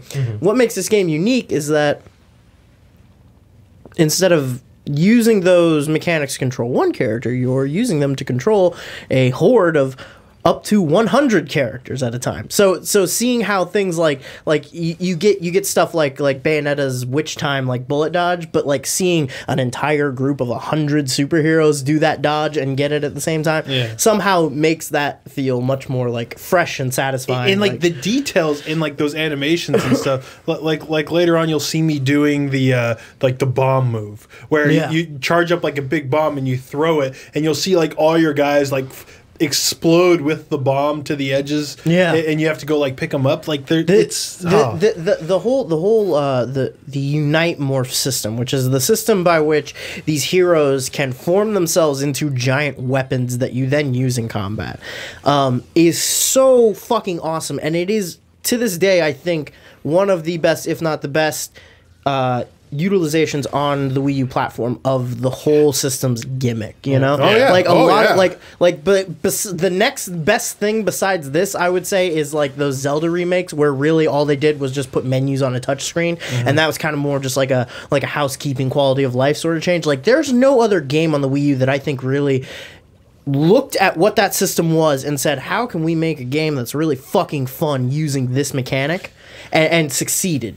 And like Yeah. the little mini games they do and the little one-offs. Sometimes they're just like, we'll get to one later. We might not get to it because it's at the very end. Yeah. Where like you're inside of a giant cube, and you have to move this cube through like kind of like this mini obstacle course as like the ground is falling below you. But the way you move that cube is by hitting one of the sides inside the cube, right? Yeah. So you're looking in the pad and you're looking inside this cube, and there's these different colored gems on the inside of the cube, and you're looking on the TV screen. You're like, okay, I think I need to hit the red gem inside the cube to flip that one direction, and try not to like fall off the edge, and at the same time you're trying to do it fast enough before like the ground falls below you. And it's this cool little one-off that you only do one time in this like 20-hour game, but it's like it's brilliant. It's like more clever than anything in like Star Fox Zero or a lot of other. There's a lot of really great moments like that. I didn't finish this game. I only played the first like area. And you missed the best part. Well, I know. It's true. This game, really is true. the arc on this game is like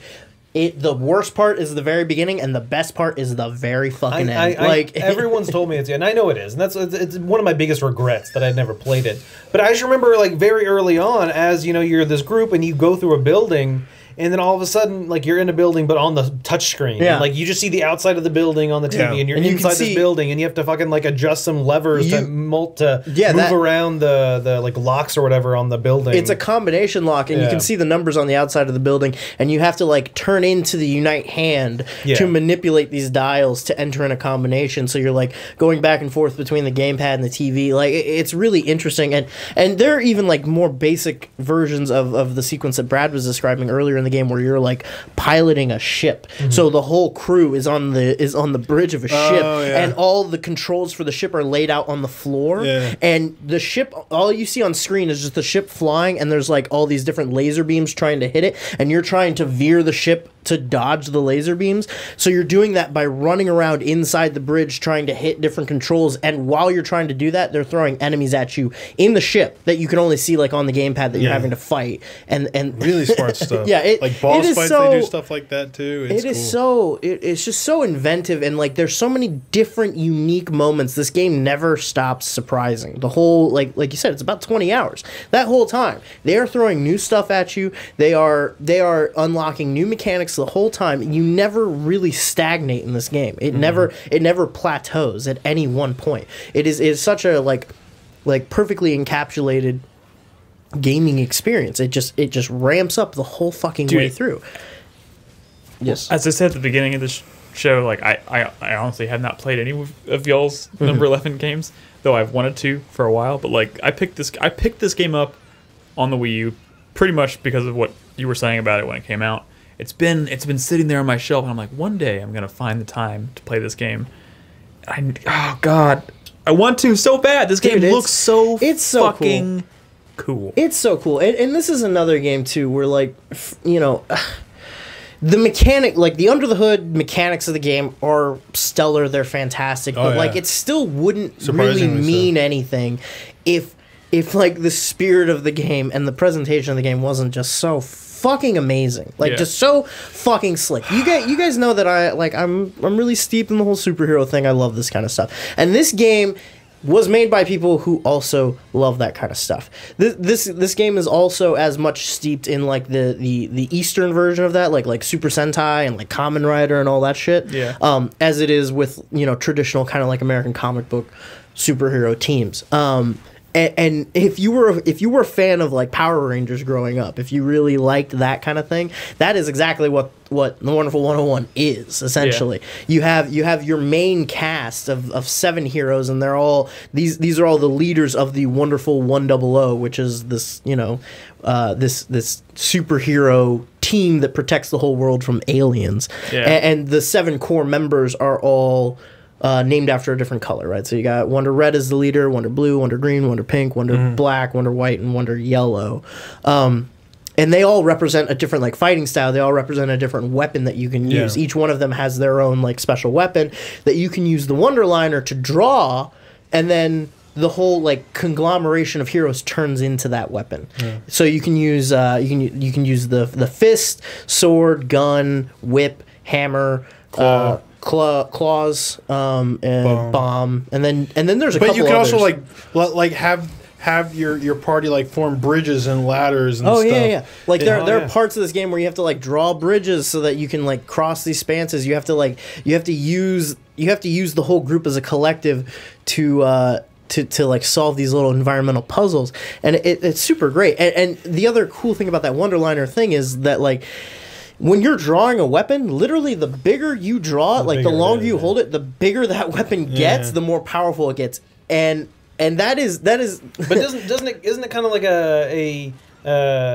what's the word I'm looking for? A kind of risk reward. You can go bigger and bigger, but if you let it go too long, you could like fuck it up, or you can run out of energy. You can run out of energy. Like those batteries up top, like determine how much you can use.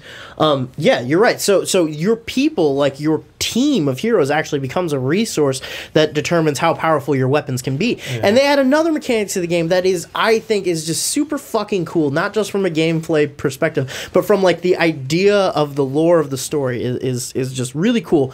The Wonderliner can actually rope around civilians and deputize them into the Wonderful 100. So you'll have like school children and cops and like ambulance drivers who are like just out in the fucking fray, like in the middle of this alien invasion, and like when you're going to save them, you'll like rope them up in your Wonderliner, and they all get like the superhero masks, and they all like go like and they join your team. It's so fucking cool. You can read about like the various like Wonder they have too. Yeah, they have like a whole like oh my god, they have the intro to all this 101. game. The intro to this game where they just start you with the game begins with you as just Wonder Red, and they just start you with that, and they explain like what the Wonderful 100 is. They explain how they're like, is the player the 101? Yeah, you're the 101. Yeah.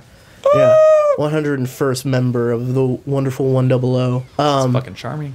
But they explain how like the little morphers work. They explain how the Wonderliner works, and it's all like just nonsense comic book sci-fi bullshit, but it's all amazing. And as the game progresses, they start adding more people to your team. You start finding more wonderful ones. There are members of the main team that you don't find until like the back quarter of that game, you know? Yeah. And each one of them has their own ability. And when they give you a new ability, it's not just a new combat style, it's also a new slew of puzzles that they're introducing to the game.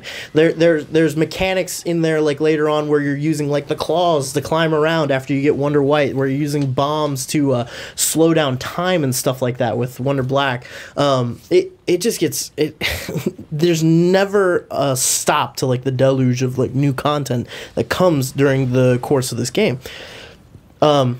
All the different other like wonderful ones, they call them, you know, not the main 7, but all the other ones. Those guys are all so fucking great too. Like they're all so like unique and funny. Like they all it's basically just like they each pick just one weird mundane little theme and just run with it. So there's like Wonder Traffic Light and Wonder Toilet and Wonder Pencil and Wonder Professor.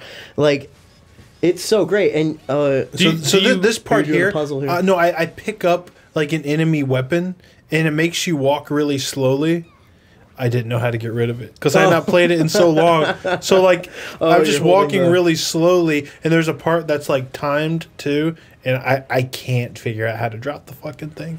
So I feel like a complete. Did you loner. push all the buttons? I tried. Dude, I fucking tried. There's a lot of mechanics in this. There are times like when I was playing it for the first time, I kind of took a few days in between playthroughs and went back, and there's definitely that moment where you're just like, oh, I can do so much. Like it clicks. Like every after a button certain does point. something, and you just have to like. God, when So- this game clicks, it clicks so hard.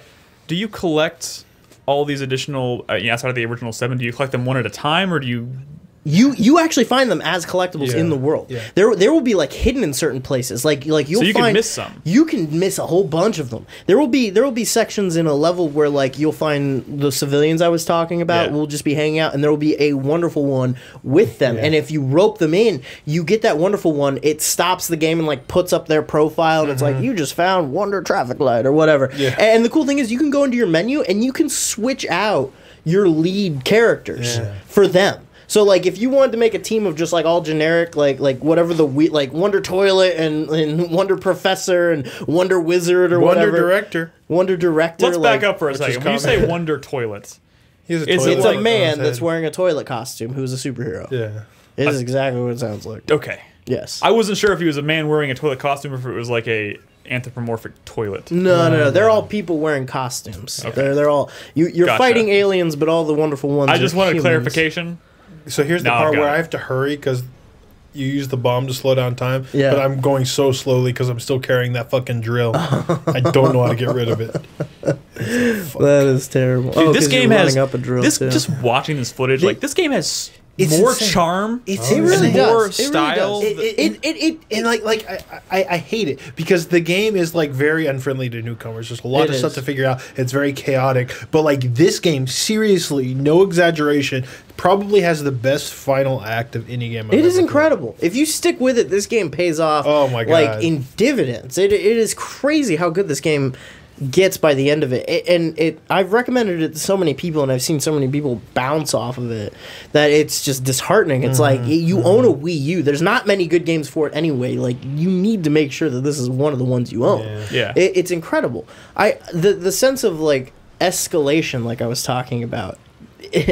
Like I said, you start the game with Wonder Red. You start collecting a few heroes. By a couple missions in, you've got like 20 heroes following you around. By the end of the game, you have all of the Wonderful 100, and they're all in their own individual giant mechs, and you're flying around as a team of 100 mechs doing that The shit. sense of scale, It's incredible. too, gets And then crazy. all of those mechs get inside a bigger mech and all control that thing. It is ungodly by the end of Oh it. my It's God. incredible. And Can we talk about Wonder Red? There Wonder is a Red. sincerity to this character. Like I feel like a lot of anything I watch, like movies and television and video games, will have like a character who's obviously a hero say something heroic, and like I just kind of like I almost cringe a little bit. I'm like, okay, Sorry. that's scary. No. Just Okay. don't worry. Continue. And I just kind of cringe a little bit, but like when Wonder Red like says something heroic, it's like, man, like there's a sincerity to it. It's so amazing, and still the ending of this game, I still get teary eyed just by Dude, like it's- how epic it is, and oh man, the thing about Wonder Red and about this game as a whole that it does really well is that it takes a lot of like classic like superhero and like Japanese like Sentai superhero tropes, and it plays them very lovingly to a T, but like also is kind of like very self-aware about them, right? Yeah. So Wonder Red is very much your like heroic dashing, like not even dashing, but like heroic, lawful good Red School teacher. Ranger. Like he's an elementary school teacher by day. His father was the original Wonder Red. There's this whole flashback sequence where like, so oh my god, I can't really explain that yet. But like he's so like good and like just he's good to a fault, you know. He's very heroic. He always has to do the right thing and say the right thing. But like his interactions with other characters, it's very obvious that everyone's like, dude, you are such a square, you know. Yeah. It is so funny. Like for instance, there's the one of the main like kind of anti-villains in the game. Like he's not the main villain, but he's very much like An obstacle. Yeah, rival? he's an anti-hero. He's a rival to Wonder Red. Is the space pirate Prince Vorkin. And every single fucking time Wonder Red talks about Vorkin, he has to address him entirely. He always says, "Heir to the throne of roaming Rulo, leader of the space pirate band known across the universe as Guyzok, Prince Vorkin." That's how he addresses Vorkin every single time he sees him. Every single fucking time, because he's so like locked into that like hero like arch stick, you know? Yeah. Like he's so fucking arch. It's incredible. In this part of the footage, you have to create the hammer to like knock this thing off.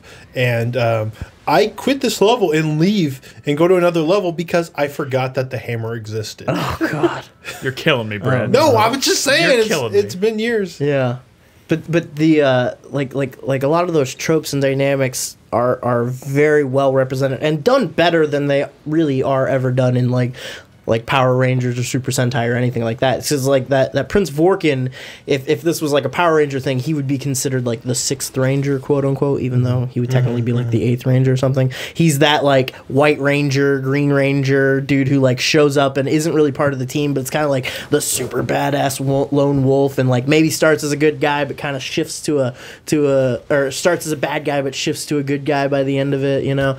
He plays that role so fucking well, and the team dynamic is so well set up, just like those old fucking Japanese superhero shows, like where the leader is like the really square do-gooder. There's the second in command who's like the brash like Raphael type, who's like, I could be leading this team better. You've got like the girl, you've got like the smart brainy guy. The relationship between Wonder Red and Wonder Blue, who Wonder Blue is the second in command, is like so great, because Wonder Blue is just this like narcissistic like dickhead who thinks that he should be leading the team and doesn't give Wonder Red like the time of day. I feel like I'm your Wonder Blue, Crispy. I feel like you think I'm Wonder Red and you're Wonder Blue? Oh well, I'll be red if you want to be blue. No, I mean, there's one of you is clearly a. Never mind. It's definitely that kind of dynamic, because they start off like bumping heads and they don't really know where they're coming from. There's a part later in the game where like the commander, this old like grizzled war veteran, like kind of mentor figure to the team, is talking to Wonder Blue, and he's like, why are you always such a dick to Wonder Red?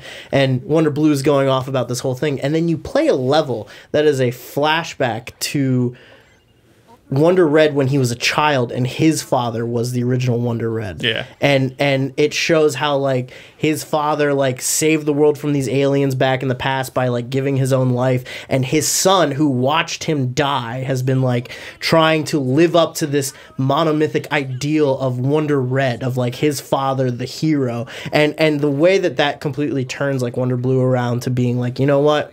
We are on the same team. We both lost people to this weird, stupid alien invasion. Yeah. And it's ridiculous to look at a game like this and like how just kind of goofy and not very self-serious it is, and to think about like the kind of emotional responses I had to this game playing it, like how like invested I was in these characters, how this game made me cry. This game made me fucking cry in one part. Get out of here. And then by the end of it, when they win, when they do their final ultimate like super world-shattering attack that beats the enemy, you're just like you just want to stand up and fucking applaud. Honestly, they nail that Metal Gear Solid 4 moment better than Metal Gear Solid 4. Yeah. But it's kind of self-aware to where like you're mashing on the button and it just says protect Earth, and you're mashing, and then it cuts to the inside of the ship and they're all mashing buttons. They're all like in the Megazord, like mashing the button on the console, like trying to shoot this giant. That is the funniest fucking thing I've ever heard. It's so fucking incredible. I mean, this is like. Nick, when we were talking about this during the break, when we were talking about James Bond, and I was saying James Bond's inherently silly, and you were getting kind of like, I don't think that's necessarily true. I think you take exception to terms like that because you have a negative connotation to them. When I say something silly, when I say something's like ridiculous and goofy, what I'm thinking of is The Wonderful 101. Because that is absolutely what this is, and this game has more fucking heart, more soul than most games that ever come out. Definitely any other game that came out on the Wii U. Crispy, like, I'm really glad you're talking about this game tonight, but I gotta ask you. Yeah. Are you sure this isn't in your top 10? Dude, they're Are you telling me the other 10 games also made you cry? this was definitely a tough call. And I have definitely been hyping myself up about this game, just talking about it. I am very excited to see your final list. You know what? After like, seeing this, I don't know. barely miss your list. I'm questioning that now. Like I do. That's really sort of what love I'm this realizing game. through all of our number 11s as we talk about them. It's like this game should have been on my list. Like it really fucking kind of should be. Not only should have mine been on my top 10, but theirs too should have been on my top 10. Yeah.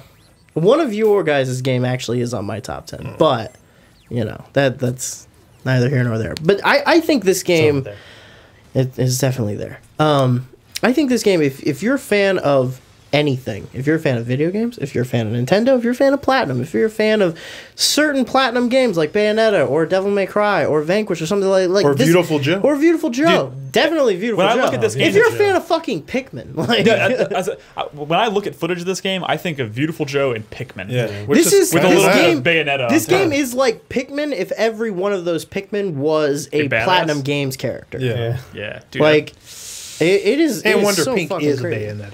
And we haven't even talked about like the upgrade system and the skills and abilities that you get in the this enemy game. variety. It is incredible, and how puzzle-like each encounter is. It's so great too because at the end of every mission, you'll be walking along, and when you get to the end, like a big like hatch opens out of the ground, and a 7-Eleven like style Wonder Mart pops out of the ground, and that's where you spend between matches. You go to this little convenience store and like buy fucking upgrades and new moves, like they're from those little like gacha machines or something. Nice. And the way those skills and abilities interact with one another is very, very cool. There's something very akin to like the chip system in Nier Automata that is kind of prototyped here. You'll see a lot of like. Also, this game has the Bayonetta counter, which is one of the most satisfying counters. Does Nier have that? They have the dodge? Or no, not the witch time. They do have there's a counter that you can buy in Bayonetta. You can buy in this game, like you typically late game, where if you flick the stick towards an enemy attack right as it hits you, it just creates like a big reflector barrier that just counters it. And you could spam that as fast as you can. Yeah. They do definitely have that in Nier. In Nier, yeah. Oh man, I need to get that. Yeah, it's a little tricky, but yeah, they have it. This game is like This game is sitting on my shelf at home. Just I will say the year that it came ready out, to game, play. this game several is of us fully had it as their deserving game of your year. attention, Nick.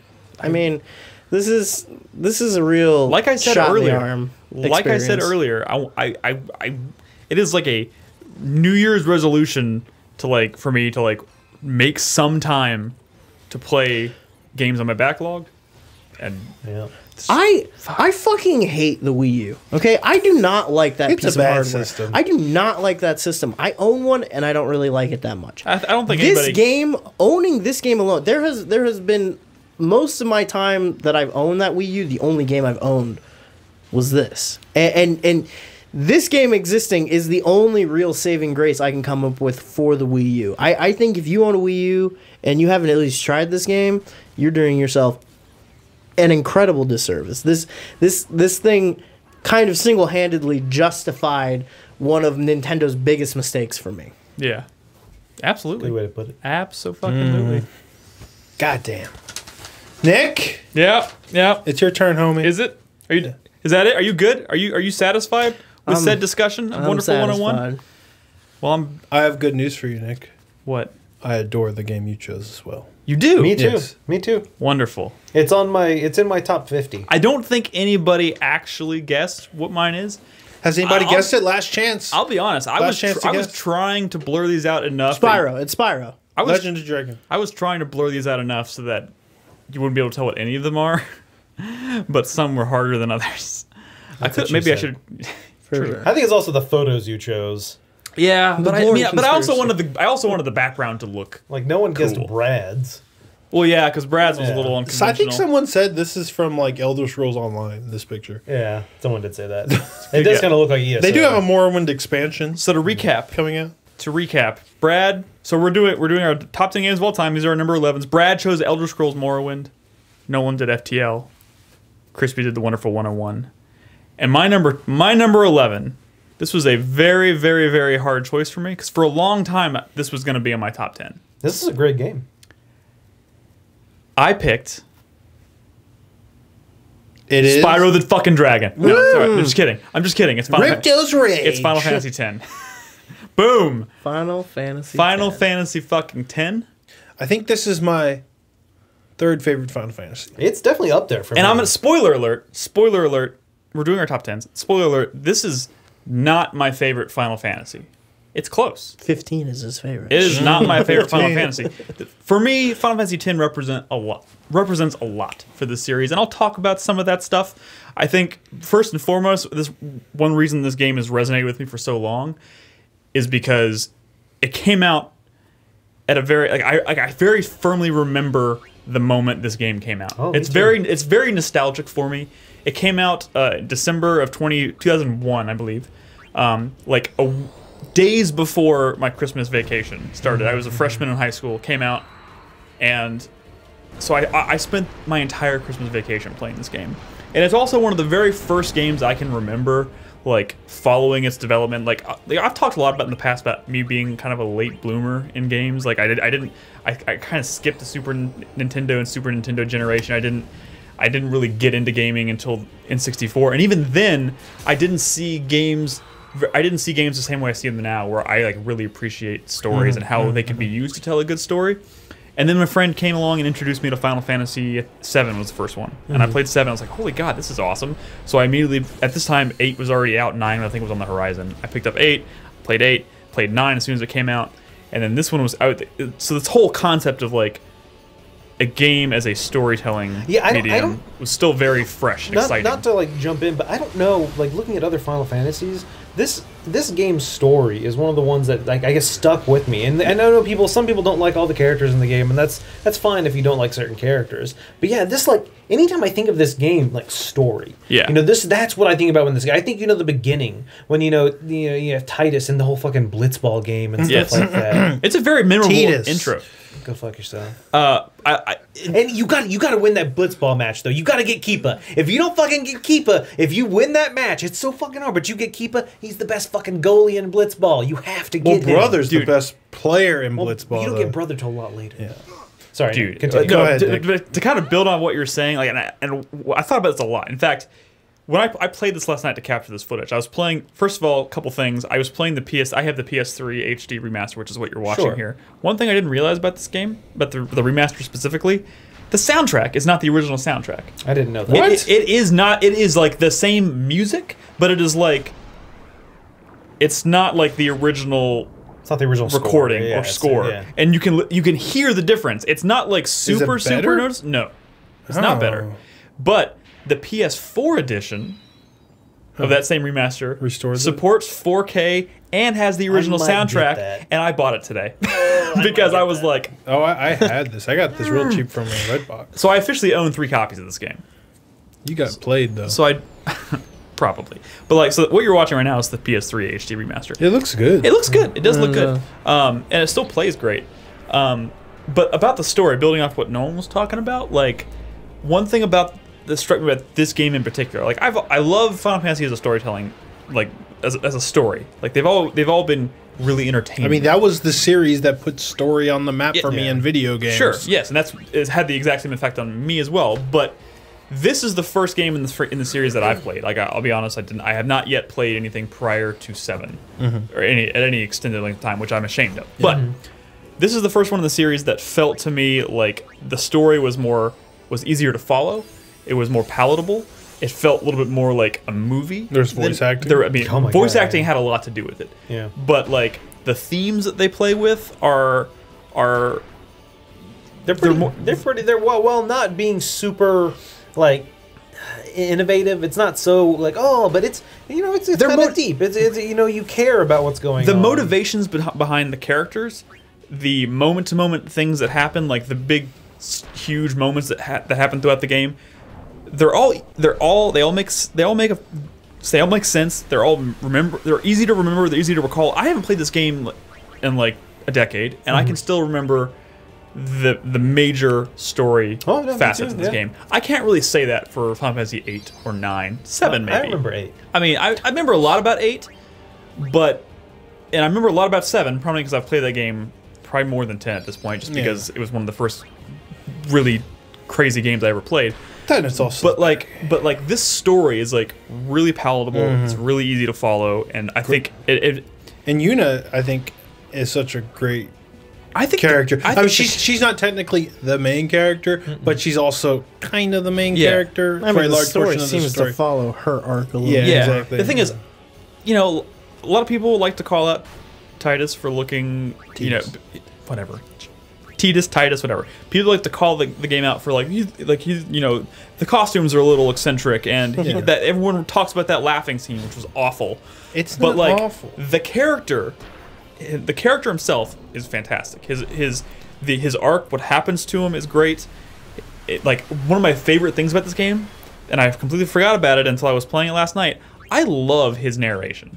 Like the way they tell the story, and like every once in a while he chimes in and he just talks about what's going on in his head. Yeah. So and that's, at that moment, and that stuff is great. And that's kind of something that I had talked about earlier, or kind of late towards last year, when Final Fantasy 15 came out. Yeah. Because while I enjoyed that game, like its story, it doesn't exist. Yeah. You don't like, you know, I played that Final Fantasy 15 for how many hours, and you know, like I don't want to give spoilers away for people who haven't played it still, but there are like, you know, kind of like huge, like life-changing events that happen to these characters. Don't really care. Yeah. Like I haven't gotten to know those characters. I don't feel like I spend enough time with them. But when the characters in this game, when something happens, like, oh my god, like what the fuck, really, like it makes an impact on you. Yeah. Like if you can freaking Arin story. Yeah. Like Arin's story's great. oh my god, like every like what's Kanari? What is his Kimari. Kamari? Yeah, Kamari. Like the shit that's going on with him and how he's like exiled and stuff. Like I fucking care about these characters. The exception being Waka, because no one cares about Waka. Well, the thing he is, doesn't like, shut up about Yevon or Yevon or whatever the fuck he's talking about. The thing is, I find Waka to be pretty endearing. Like he's got a good kind of annoying. final limit break. He's kind of annoying, but like here's the thing about all these characters. And you know, this is also one of the first games I played that was fully voice acted. You know, it was especially a game that was this deep and this long and robust, whatever. Like, I haven't played this game in 15 years, 16, 14 years, and it came out in 2001. Yeah. And I can still vividly recall these characters' personalities, their voices, certain events that happened to all of these characters throughout the game. Crispy. This game made me cry. Fucking The ending of this game made me cry. All of the shit that goes on with Riku and the fucking her people. The Albed. And, the Albed. Fucking finding Albed primers, and you're slowly like translating this language. Fucking great. Can we talk about the combat system? Yes. Because when I first heard that this game was going to be the first game since Final Fantasy IV, or, 2, on the Super Nintendo to get rid of the active time battle, I was actually really, really concerned, because I was like, to me, that was Final Fantasy, the active time battle system, and it was going to go strictly to a turn-based battle system. I was really worried. But the way they implemented the fact that they had skills that would like adjust the order see the order. Yeah, you could see the order, and you had skills that would like move the enemy back or move your characters forward. You could really plan and strategize in a way that you couldn't in some of the Final Fantasies prior to that. So I do think they actually nailed the combat system, and then you had so much like extra content where you had to like break. For the first time, like deal more damage than 9,999 by literally breaking the systems, the limits on those to like do like crazy amounts of damage to take on some of these. By the way, this is secret bosses. It's been a long. This might be. I mean, it's probably the last game I played, but this is one of the only games in my life where I think I played this game to the point where I think the in-game clock maxed out. Yeah. At 99 hours, No, it goes higher than that, I believe. I don't because I definitely went higher than. I played this game over 100 hours, and I don't do that very often. I think you have to, especially as I do everything. I mean, but like like you can finish the story in 40 hours if you want, but like it goes. There's so much to do in this world. Think of think of Final. This is another gripe I have on Final Fantasy 15. Yeah. But think of Final Fantasy 15 and think of like Shiva and Bahamut and Oh, and you're getting ahead of me. You're getting ahead of me. I know where you're going. I'm sorry. I'm glad you brought that up. I know you're. But before we do that, I just want to talk about the combat. Building on what you said about the active time battle system, things I love about the combat in this game. This is actually, honestly, this is the you might crucify me for this. I'm not sure. This is the last time a Final Fantasy game I have genuinely loved the combat. Like, I like 12. I don't think there's anything wrong with that. I like 12. I like and 12 have very different combat styles. One thing I like is that they always experiment. I love this trend of them trying something new with every game, even 13 and 15. I was like, but they've never, like, this is the last time it really clicked with me. A lot of that has to do, like, one of the things I love about this game is that you can swap characters out in battle. Thank you. The fact that you can swap your characters out without penalizing the turn. Like, oh my god, that's so frustrating. As a result, none of these characters use your entire party. None of these Except characters Kamari, 'cause he ever sucked. fall behind in terms of like leveling up and getting abilities. Except Kamari. He sucks. I mean, he He has was some useful the abilities, but The master of none. non-human. Yeah. of course, I would be remiss if I don't mention the sphere grid system. Okay, so hold on. Let's talk about the sphere grid real quick. So when I first played this game, I think I was in the 8th grade. Yeah. Wait, no. Wait, 8th 7th grade. Wait, when you first played this game? Yes. But I was. What year did you graduate college? 2005.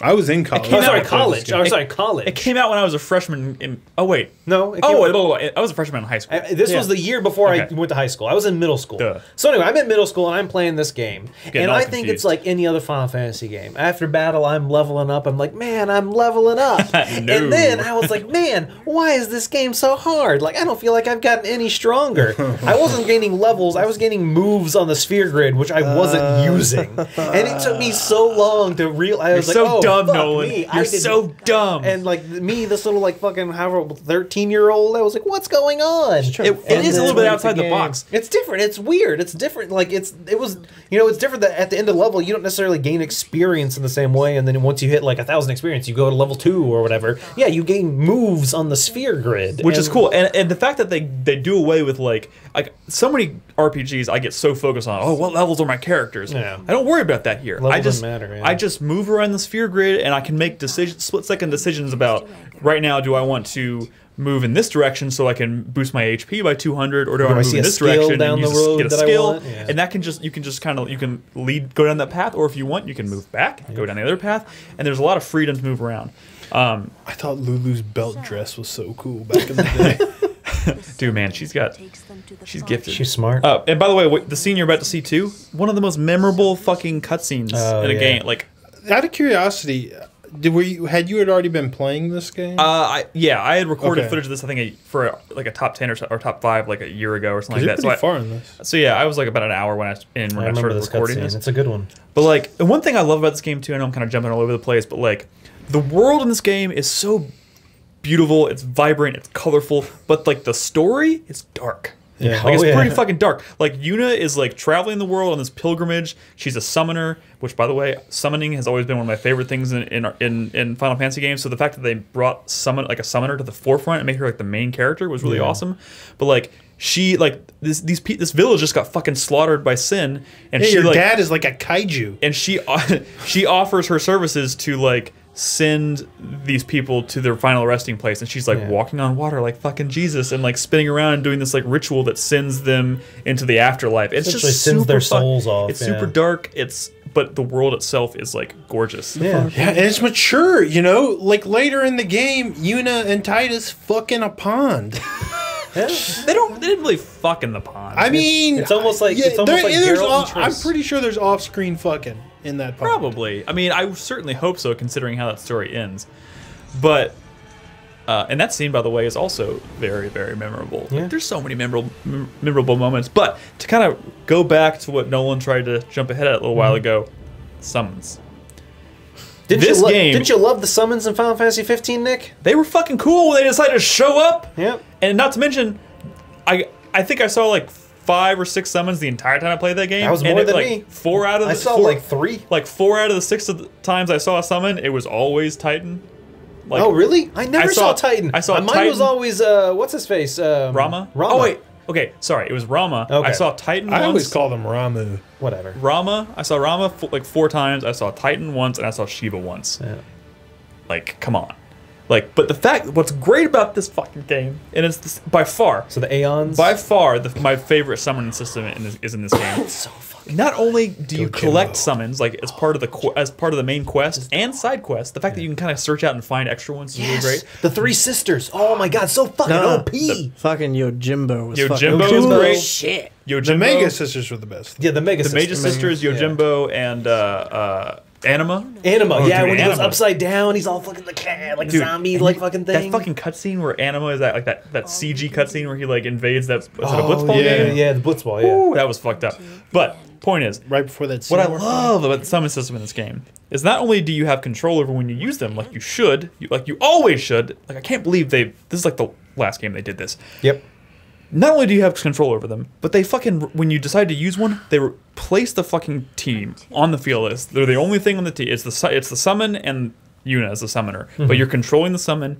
You can use the abilities. They have their own turn character. system. They can learn magic abilities like Lulu can. They can cast thunder and fire but then, of course, they build up their overdrive like any other character. When they get it, they can use their special abilities, which are great. Ifrit's special ability in this game is like my favorite version of Ifrit. It's so fucking great. It's so great. Yeah. And they have their own stats and progression and all that shit. And they feel like a part of the fucking team. It's so cool. And it's not that like I felt like when I played Final Fantasy 15, the few times the summons would appear, they should just demolish the enemies. And I like the concept of a summon that rarely comes out because it is so powerful. But like I feel like the summons in these games, while were very powerful, were almost needed because a lot of the times the enemies you fought were so fucking powerful without the summons you couldn't do it. I will they were say game they changers. kind of trivialized boss fights because you could fill up all the summon meters Oh, or yeah, whatever you could. to have all your summons ready to go. So you hop into a boss fight and you summon like each summon. Yeah, that is true. Yeah. Well, Could wait. do that. Could you? I distinctly remember being Okay. able to do like It's been a while. like that Seymour fight that But people had. it's trouble been a with. while. But I didn't think you could. I thought you could only have one summon equipped.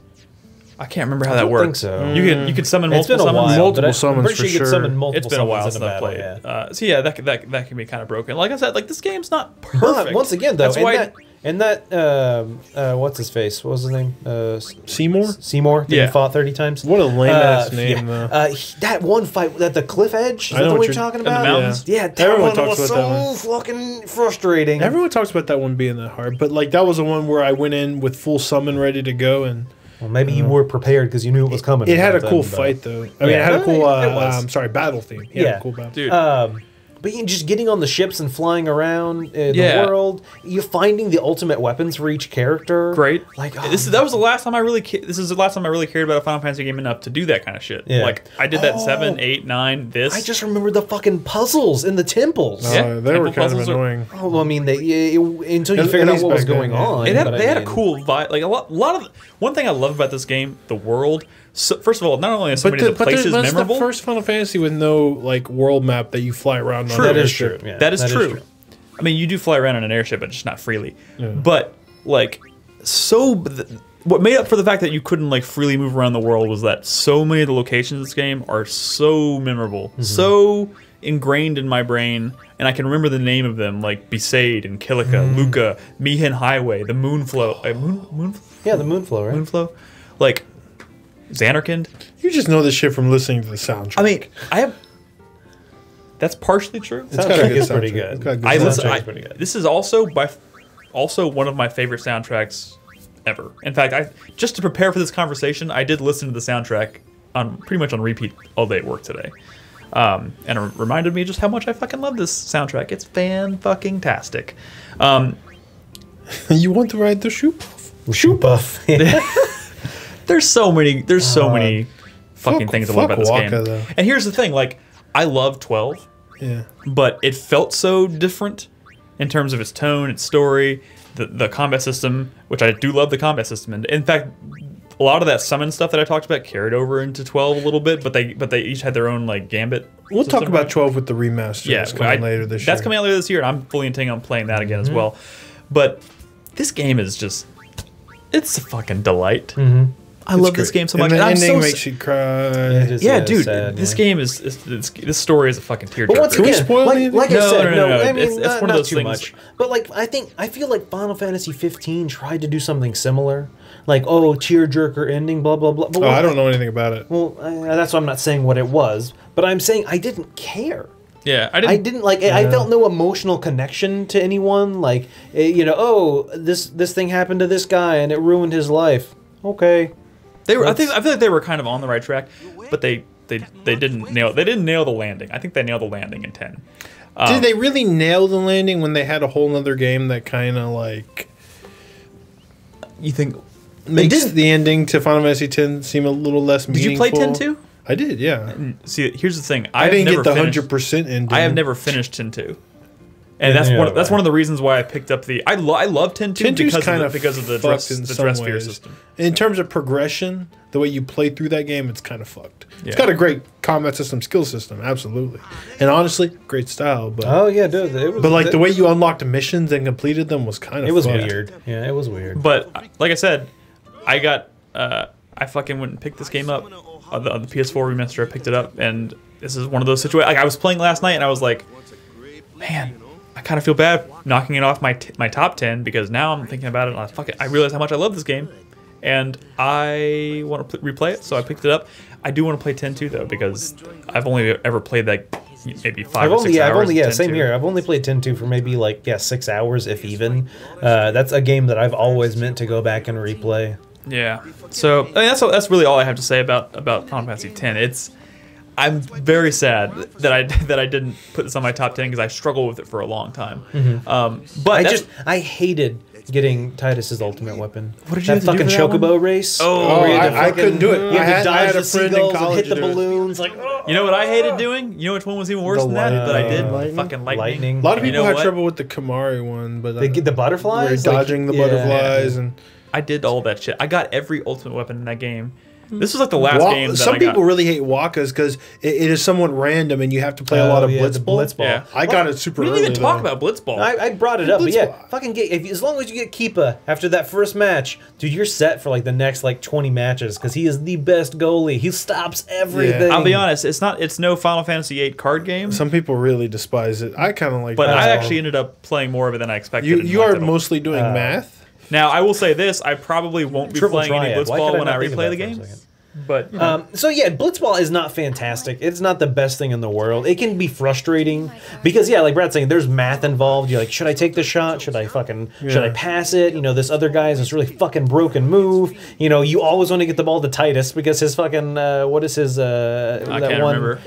that one shot He kicks the does. ball and he just knocks the dude out. Yeah, and then he catches the ball again. Then you Yeah. do that one move that throws it on the goal, and it makes it 90% of the time. So you always want him to have the ball because the rest of your team sucks. And brother was so fast, so no one could catch him. Yeah. So you just run around the field until man, Titus is. I'm open glad up. you guys remember as much about this game as you do. This game's Or that you fucking love this awesome. game as much as I did because it's great. Yeah, this game's great. Yeah. So, and like I said, I had such a hard time with this decision. I think I've already kind of decided that once I get my top 10 done, I might do a top 5 of my 11 through 15. 'Cause I want to talk more about these games, the ones that didn't make my list, but we did back in the day. like we did back in the day. But yeah, fuck it. I'll do 20 through 11. Fuck it.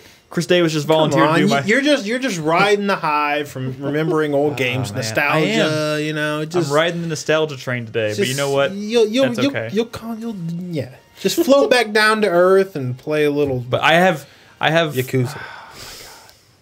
I want to play FTL. I want to play Yeah, Wonderful 101. same here. Wonderful 101, I started it, never finished it. The only game on this list I've beaten are FTL and 10. I never, Morrowind, I played all of 4 hours of Morrowind. Yeah. It's a game where a couple of years ago I installed 20 different mods and I had it running, and then something happened, I didn't get to play it. And I had to uninstall it because I got a new PC and all this other stuff. Yeah, I wish I could, there's so many games I want to play. Yeah. But this is fun. Yeah. This has been fun. I think that's it. I think this is going to kind of. Is there anything else we want to do to wrap up our 500th episode? This kind of concludes. I hope you guys are excited. Top 10s go! Like I mentioned at the beginning of the show, our goal here was to kind of be kind of like a launch party for this project we're going to be working on. And, we don't have a concrete production schedule for them, but our goal is to get, maybe one video out a month. And they might be a little bit different than the way we do our top 10 games of the year. So, we're kind of experimenting with that too. So this should be fun. And, of course, we love talking about all these games. There's 10 games that I liked more than Final Fantasy X that I'm super excited to talk about. There's one of them, Alan We got Final Wake. Fantasy 8. I'm not Don't answer that. I'm not telling you. Maybe it's my number 12, bitch. Is it? I don't know. Is it even in your top 20? Maybe. I'm not telling you. Okay. The point is... Oh, wait, did Penelope draw something? Oh, my God. No. Anyways. This is... I would say look for our first top... I think... Do we want to say who's doing... No, it's a surprise. Okay, we're gonna have one of our first videos done within the next month or so. So look for that, and our goal is to kind of get one of these videos out per month. We may even get them done faster than that. Who the fuck knows? It just kind of depends on how we end up deciding to do them. But look for our top 10 games of all time to be hitting very, very soon. Of course, we'll be back next week The regular ass show. with a regular ass show, episode 500. Well, we will have a lot of stuff to talk about.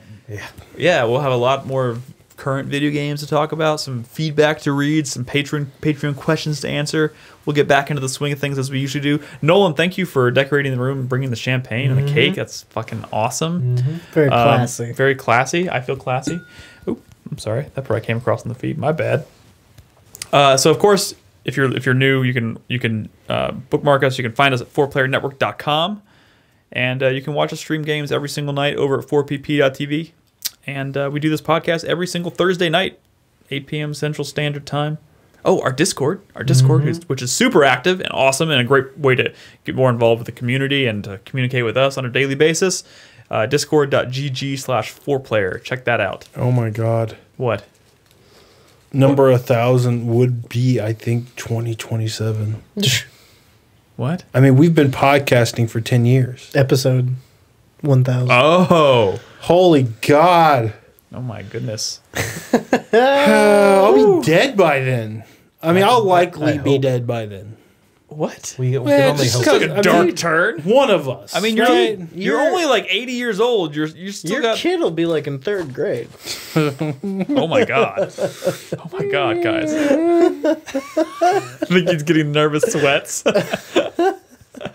All right. Anyways, thank you guys, everyone who joined us watching us live. We hope you enjoyed the show, and we will catch you guys next week. Bye. Peace out. Later.